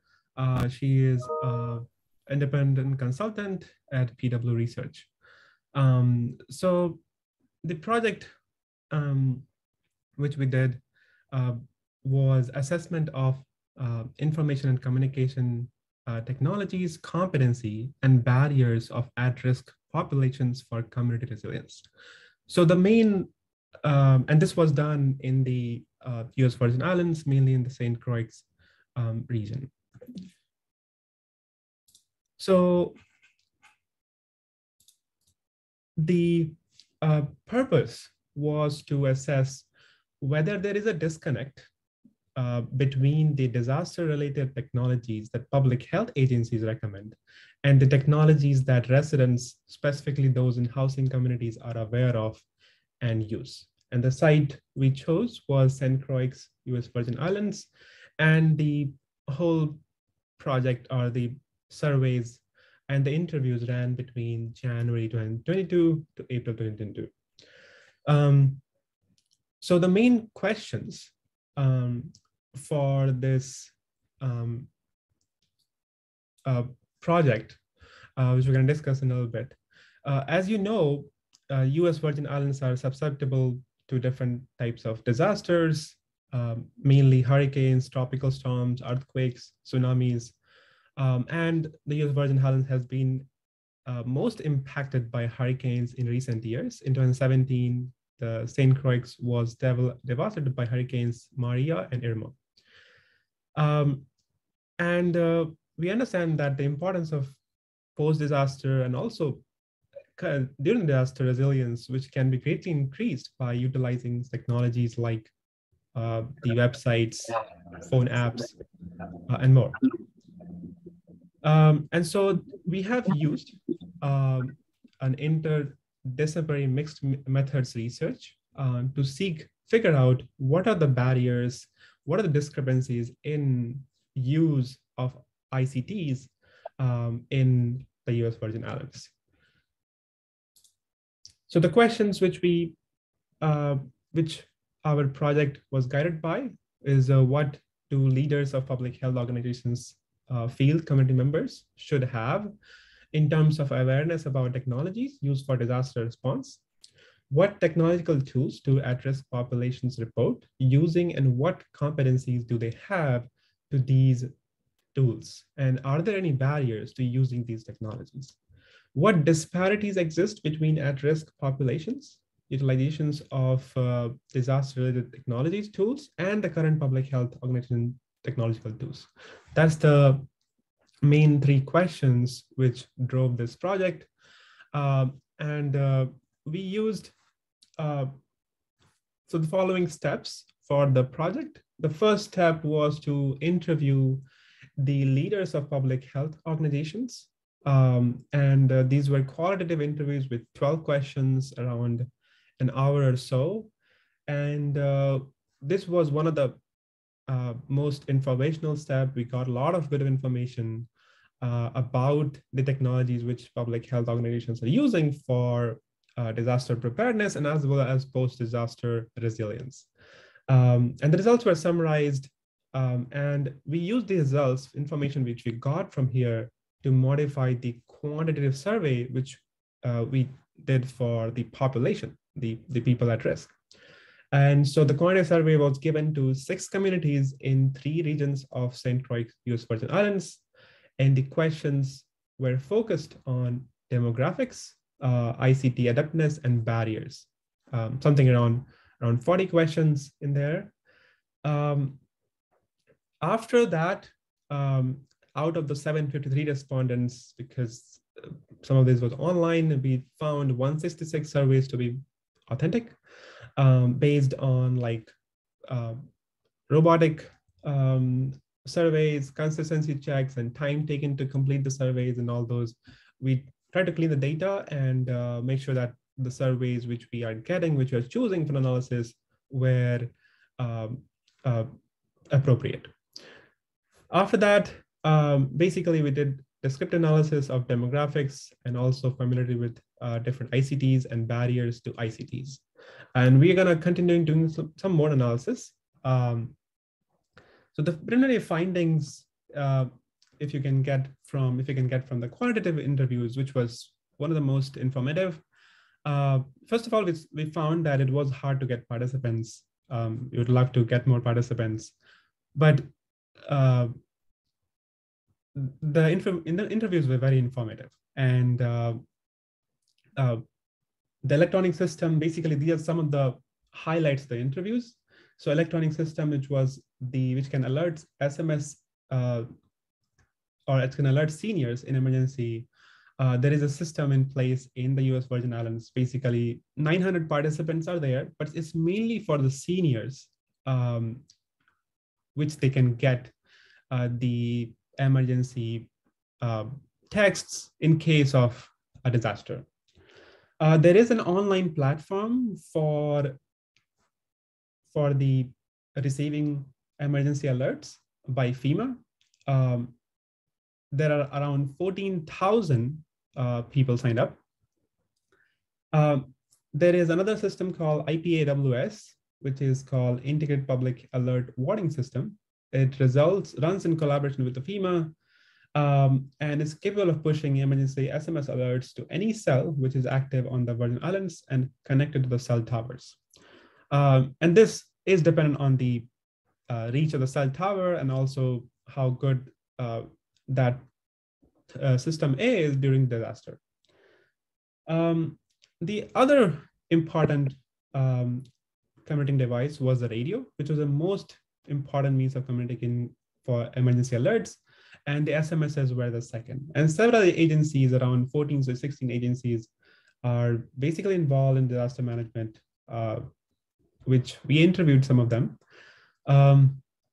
So that was the findings from the qualitative interviews, and we basically used these findings to modify our quantitative survey.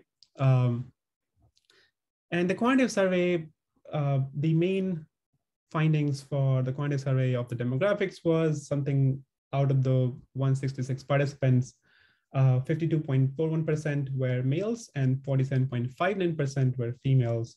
And most of the participants were between 25 to 54 years of age. And most of the participants were affected by the Hurricane Maria and Irma in 2017. And around 88% of the participants have access to the internet at home, and 9.64% used only their phone for internet access. So that was the preliminary demographics findings. There were more findings about the barriers. So one of the finding which was about which of the following agencies, we had a question about which of the following agencies have you received information or benefited from during or after the previous disasters. You can see the fire department was the highest rated, and then Red Cross and so on. So, and then we also had some findings about the barriers. So for example, the question about familiarity in using ICTs during disaster. The participant mentioned that radio was the most times. So basically they were able to use radios, followed by smartphone apps, social media, and online web services. The participants were least comfortable in using ham radio and satellite radio. For questions about owning the ICTs, participants mentioned radio most times, followed by smartphone app, and then online web services and social media.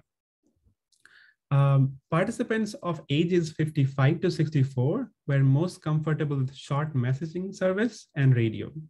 Ages 25 to 54 were most comfortable with radio. However, other ICTs were also fairly comfortable. Females responded more comfortably in using social media, smartphone apps, and web services than men. Participants with some college as the highest degree were more comfortable with radio and SMSs, while participants with bachelors were more comfortable with social media and smartphone apps. And out of the responses for information and communication technologies used during disaster by given participants, smartphone. Public health agencies are responsible for multi-hazard evacuation and shelter planning for those. And smartphone app was mentioned the highest number of times, followed by online services and websites, social media, then radio, local news, and short messaging service. The least mentioned channels were YDEMA app and the FEMA app. So that's basically the main findings from the quantitative survey. There are much more findings, and we are continuing to publish that. So let's go on to the public health implications.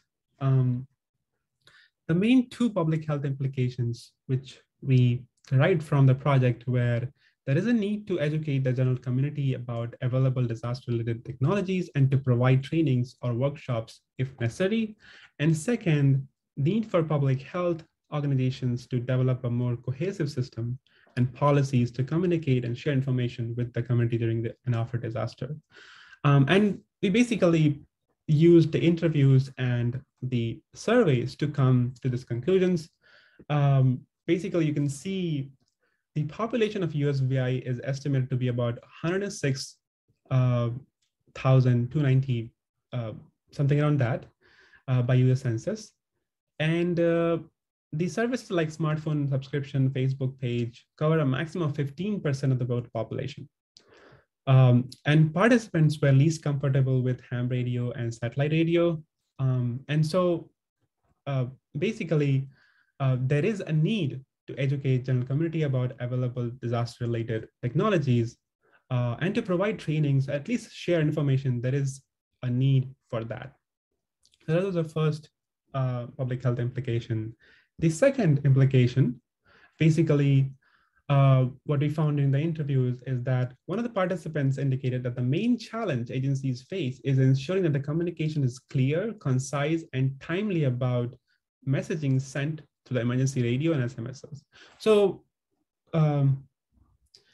basically, what happens is that when the disaster happens, many times these cell towers won't work. And so the radio is the most important communication channel, or the ham radio or the satellite radio. It is very important to— And Nitin, sorry to interrupt, but just you have one more minute in the presentation. Thank you. Problem. Yeah, we're almost finished. And it's very important to basically make a clear and concise and timely kind of like messages to get the people on the certain radio channel, which is hard and which is not being done properly. Another barrier was the fact that each radio station needs to broadcast messages separately. However, there is no central or single channel to communicate to multiple radio stations and other media simultaneously. This makes it harder to broadcast messages in a timely manner. So when the disaster happens, there is no single channel to really reach out to everyone. It basically becomes like, okay, this radio channel, and so on. So that kind of system, there should be a new, or at least develop a more organized system to get the news to people. The two public health implications, which we thought was very important from this project. So with that, I'm going to end it here. And I want to acknowledge, we want to acknowledge the leaders of public health organizations which interviewed for us, the survey participants which took time to further surveys, and also the National Hazard Center team, Lori, Jennifer, Courtney, and Rachel for helping us with all the things and supporting us, and NSF for giving this grant for the project. Thank you, everyone. I see some questions in there. We'll try to answer soon. Thank you. Wonderful. Thank you so much to you, Nitin and Tanisha, for your important research. And last but not least, we're going to now turn this over to Kenny Hendrickson, Kula, and Anna, who are going to be presenting on their project on public trust, community resilience, and disaster response in the U.S. Virgin Islands. And so, Kenny, I see the slides look great, and they are showing up in full screen mode. So over to Great. you. Can you hear me? Yes, No? you sound Okay, wonderful. Thank you. Great. So I just want to say good afternoon. Our topic is on public trust, community resilience, and disaster response in the U.S. Virgin Islands. My team, as Laurie said, is Drs. Kula Francis, Drs. Anna Clark. We all live in the Virgin Islands, but we are also faculty of the Social Science Department at the University of the Virgin Islands. So during public health disasters, the U.S. territory relied heavily on the support of the public, on the communities. Thus, they face the challenge of gaining the trust of the public in order to achieve a stronger community resilience. The purpose of our research study was to identify the determinants of public trust in the U.S. Virgin Islands government's public health emergency response, identify the determinants of the USVI community resilience, and examine the relationships between public trust and community resilience. We also wanted to find ways to improve trustworthiness of the USVI government during public health emergencies. The research site was the US Virgin Islands. We use media platforms, so we wanted to specifically identify the media platforms as our site, platforms as our site. The timeline for our research project was from January 15 to June 25th. March 15th was the cutoff date of data that was collected to do a preliminary analysis. Our research questions are, what are the determinants of public trust in the U.S. Virgin Islands, government's public health emergency response and community resilience?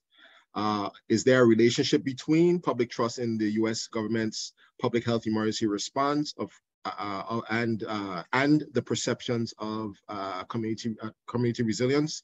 How can the U.S. VI government improve its trustworthiness during a public health emergency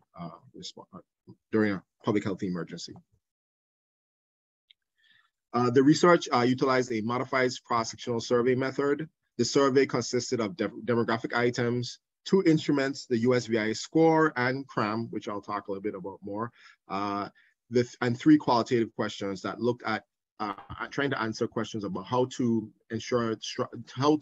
strengthen the trustworthiness of U.S. government. The data was collected from residents of the U.S. Virgin Islands who were at least 18 years of age. The primary recruitment of this was a web-based survey involved media blasts and targeted ads on social media platforms, including Facebook, which has roughly about 25,000 USVI users, Instagram, LinkedIn, Twitter. The target ads of this research project was also included in direct links to e-surveys. We also place ads in the VI Consortium and the VI Source, which are popular local news media outlets. The sample size for our preliminary analysis was 388. In answering and addressing the first question, what is the determinant of public trust? We define public trust as the community's firm belief and confidence in governmental-led response and recovery efforts. The instrument that we used was the USVI Public Trust Assessment Scorecard, which is UVI score, which consisted of 13 determinants. In running a factor analysis, we found some interesting factor loading. So instead of just finding one variable, we were able to find 2 variables as it relates to public trust in public health emergency response. The first one consisted of determinants that focus on the macro and meso level of public trust, and the second variable looked at the micro level of public trust as it relates to government. Now, in understanding macro, meso, and micro, we wanted to define all 3 of them. Macro level looked at is considered trust in the political system. Meso level trust of government or in public health emergency response focuses on trust rooted in the objects, administrative authority, institutions that exemplify effective service delivery. The standards of meso level public trust was credibility, reliability, intimacy, and orientation. The micro level focuses on trust based on citizens' personal experience and their direct impact and the direct impact of government on their daily lives, which was interesting because the variables actually separated the macro political side of government and the meso level administrative institutions in one category and in one variable, and then the next variable was meso level. When we looked at the determinants of community resilience, we defined community resilience as community's capacity to deal with crisis or disruptions. We used CRAM, which is a conjoint community resilience assessment, which had 9 determinants. Again, when we did factor analysis, we found 2, and the factor load, there were factor loadings in 2 areas, 2 strong factor loadings. So we had 2 variables. One was community-led, community resilience, and government-led. The next variable was community-led community resilience. In running a factor score correlation, we were able to find, based on, if you look at a figure, we were able to look at the relationships between all of the different variables.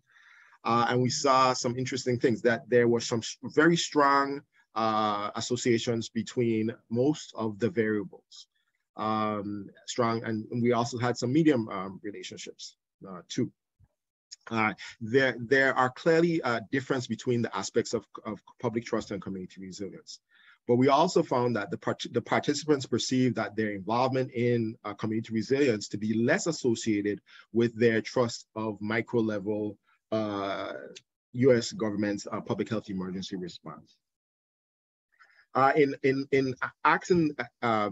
allowing participants to give their suggestions in how to strengthen their trust in government, we found some interesting findings. First, we found that there is a need for stronger government presence in the community, And there were some great words if you look at it, the presence, consistency, putting words into action. We also saw there is a need for transparency to be involved. We also saw the need for communication, sharing of information, listening, and as well as understanding. We also saw that there's a need for, in order to strengthen trust, we also saw that the participants felt that there are certain things that the government, the U.S. government, needed to provide during public health disasters. One of them is improvement and expansion of healthcare and wellness services. We saw an occurrence of 68 occurrences of people saying, of participants saying that same thing. And we also found that half of them mentioned the need for mental health services during a crisis. We also saw the need for expansion of other public services like advanced disaster shelters, transportation services, rental, debris pickup. We also saw that there was a core need for more services for the vulnerable population. Now, what did the findings help with our public health implications? Well, we found three main public health implications. The first one is stronger community involvement in policymaking and administrative planning and decision-making. Improvements and expansions of public services. Public health emergency services must acquire an identity that is associated with the shared social identity of the USVI communities. What does the first public health implication mean? Well, we're saying that the community has there should be a visibility in involvement with community members or community leaders as it relates to this administrative decision-making and planning. So we're saying that there should be a strong community representation, should be visible in the public health emergency task forces that are formed by the government. We also believe that there should be an establishment of a diversity, inclusion, equity community advisory council to be aligned with the public health emergency response, working hand in hand with government as it relates to providing public services. When we think about the second public health implication, improvements and expansions of public services, specifically concerning public health services, there should be attention must be given to ensuring the accessibility to needed public services to all members of the community, especially the vulnerable population. We also saw, based on the findings, we also saw a need for the development of a mental health crisis care efforts. This includes treatment and intervention planning as it relates to mental health, trained mental health crisis teams, mobile crisis response services, crisis care management, crisis assessment and stabilization services. We also saw in our third public health implication, the need for the social identity of the government public services to be aligned with the identities of the community, a shared social identity. This is based on our findings as it relates to community resilience as community-led, and based on the community, and based on public trust from the micro level. So having an identity, having the public services having an identity that is aligned with the community would create a solidarity and willingness for the community members to help. It will also sensitize the public health emergency responses and its services to the unique demographic and social cultural attributes of the community. We would like to thank the citizens of the U.S. Virgin Islands, because without their participation, we wouldn't have a research. We also would like to thank the Natural Hazard Center and, of course, the University of Virgin Islands for this effort. Thank you. Kenny, thank you so much for that presentation and for the work that you and your team did last year as part of this special call, as well as this year. And so what I'd like to invite right now for the panelists and for everybody who's still on the webinar with us, thank you for being with us. This is set up as a meeting, and so actually everybody has the capacity to turn on your cameras and to unmute yourselves. And so I would like to ask at this point if Todd, Nitin, and Hillary, along with Kenny, and any of the other investigators who are on the line could turn on your cameras if you are able. And now we have about 12 minutes remaining for Q&A. And thank you to those who have already put some questions in the chat. And so what I'd like to ask right now, if any of our participants who are here have questions for the panelists, if you want to either just drop in the chat, I have a question, or if you want to raise your hand, please go ahead and do that. And as we're letting participants sort of get ready, I definitely have some questions, but I want to start with Hillary. Roberta Lanvin from the University of New Mexico had actually asked about publications that I had dropped in the report, because you all obviously have a report, but I wondered, Hillary and everybody, to all of the panelists, my quick question that I have before we turn over to Amy with her question is, could all four of the presenters, could you share with us, one of the things that why we fund these awards is we oftentimes see these as seed funding, that we hope that these funds will then grow into something bigger beyond just the one report that we require. So we do a quick round robin, sort of 30 seconds with each panelist. Will you tell us, do you have other plans for this work? Are you going to do additional publications beyond the report? Are you hoping to apply for additional grant funding, et cetera? So Hillary, let's start with you. And again, just sort of a quick round robin, then Amy will turn to your question next. Hillary, what's next?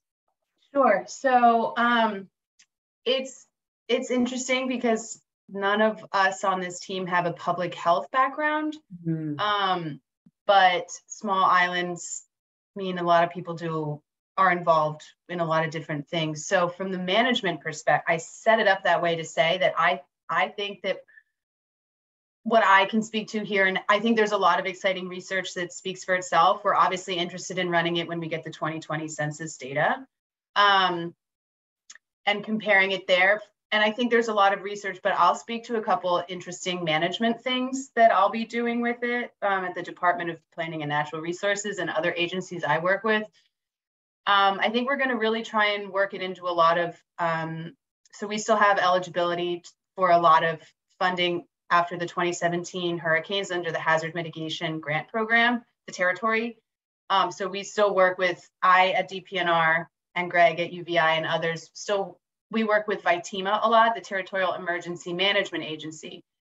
They work with FEMA about FEMA awards for the territory. And so we're working it into a lot of our projects for benefit cost analyses when we're applying for more funding. So for example, we just did some watershed management plans, and for some of the recommended interventions, when we put those forward as designs that we'd like FEMA to pay for, we're also, when we contribute to the benefit cost analyses, we can also characterize the neighborhoods that those drainage improvements are going to be affecting using the social vulnerability index. And then there's the whole other, and then the coastal zone improves, but we are using this towards, watershed management strategies, towards infrastructure improvement. And I think that's certainly really exciting from that. And now that there's a lot of federal money also available to everybody under the IIJA Infrastructure Jobs Act, that's also going to be something that requires benefit cost analyses and quantifying and justifying things. And as all sorts of federal funding agencies turn a lens towards equity, it was always squishy to work with in the territory, being a majority minority, not even state to begin with. And so I think we already have had interest from other agencies like Housing and Finance Authority, who are going to help for all sorts of our reporting, competitive and non-competitive federal applications as local agencies. There's a lot of ways for us to contribute towards the quantification of who's benefiting from infrastructure, from road improvements, from housing improvements and things like that. So we've already had interest from other agencies to help towards their federal reporting needs. This is a tool that used to be something people could only anecdotally describe who was where. So from a management perspective, there's a lot of that going on in the next, just starting now, and I think moving forward. And I'll just leave it at that for my time. And I'm not the researcher, but we also have our follow-ups on that too. There's a lot of interesting stuff we can do from here. Thank you, Hillary. Todd, just briefly, any next steps for your project? Sure. Thanks, Lori. Yeah, kind of like the pebble in the pond, those ripples going out. That's our hope. we were just contacted by Oregon's Sea Grant, and we'll be doing a project, a series of classes there. Of course, they have that big Cascadia fault that they're concerned about there in the Northwest. I'll also be returning to Saipan in the Northern Marianas to teach a class that's an outgrowth of, it won't be a disaster response, but an outgrowth of that class to their fish and wildlife agents, and obviously will integrate a lot of the disaster aspects in addition to kind of standard wilderness first aid. So I'm excited about that. And the College of the Northern Marianas is continuing to discuss what are next steps. We're hoping to offer an additional class in 2023 and offer it for academic credit to encourage students to participate in the class. So those are our immediate next steps. And again, the other part that I haven't figured out how to fund or continue is to look at the content of the course and ensure that what we're teaching really is what experts around the world believe are the prioritization for such a class. So we got lots of exciting stuff to look forward to. Excellent, thank you. Nitin or Nishia, any comments from your project next steps beyond the report, if any? Yes, so basically, first of all, we are going to be continuing a lot of data. We have a lot of data, and so we are analyzing that. And we intend to publish a paper on that. And after that, I'm applying to more similar grants. Yeah. Very nice, thank you. And Kenny, I saw you got a great question in the chat from Victor. And Kenny, any next steps from your project team? Yes, so we are excited about the data because we found some significance. So we were like, yes. So we're planning to do a lot of publications. I would love to see the assessment, that the tool that we modified and kind of created, to utilize it in other territories to look at their and examine their trust, because that's something like Puerto Rico, which is right next door to us. So I'm really hoping that we can further push to have an understanding of public trust as it relates, not just about the territories, but just in government, and the impact that it has as it relates to community resilience. Very nice. Thank you so much. Thank you to all four of you for those incredible answers, again, from research to applications. And I saw Amy, I hope I'll say your last name right, Waniger, had your hand up. And so Amy, did you have a question that you wanted to pose to this wonderful panel or a specific panelist? Yeah, thanks, Lori. Thank you. Well, so thank you all so much. This information has been fascinating. Something I know we're kind of running low on time, but I saw some kind of webs tying together for me anyway. When Todd was talking about his courses, what came to my mind, my background is in disaster behavioral health. So what came to my mind is what an amazing opportunity to combine psychological first aid training for the folks that would join for Todd's training, because it really gives folks a completely different set of skills that are equally necessary and required in that disaster response. And then I hear Kenny talking about one of their significant implications being the community wanting to have visibility in response efforts and planning in conjunction with a need for mental health response resources. And I'm thinking, wow, is there something here to connect this web where psychological first aid is for laypersons, it is for groups? Is that a way to get visibility with the community, to train the community to be part of that response, that kind of mental health crisis response team that may kind of address some of those immediate monetary barriers that may exist to creating a comprehensive crisis response team? Is that a way to get the community involved, really give them those skills and start to build that mental health crisis response? I don't know, some webs that I was kind of tying together. That finding that we found about mental health and the need for that services was a critical one, because a lot of times, and with our experience during COVID and with the disaster, mental health sometimes takes a lower tier, but it's a very important part of the community. So I totally agree with you. And that's kind of where we would like to also do some more research. So we had like a lot of information that came out, similar to our research, where we found that there was nonprofit organizations was one of the things that we added to the report, where which one were the most trusted. And so, like I said, this was a great opportunity to showcase the need for those kind of things. So I totally agree with you. Thank you. So we only have 1 minute left. So in this last minute, I just want to say thanks to the participants who joined us over here in panel 3 for your attention, your great questions, to the 4 presenters and your entire teams. Thank you for the work that you have put into this research, to the partnerships you built, to the reports that you wrote, and as we heard, to what is going to come next from these projects. And so thank you so much. I put the link to the reports is in the chat box. Also, this webinar, the entire webinar, as well as each of the panels, have been recorded. And so those will be posted on the Natural Hazard Center website on the page for this particular webinar where you all registered.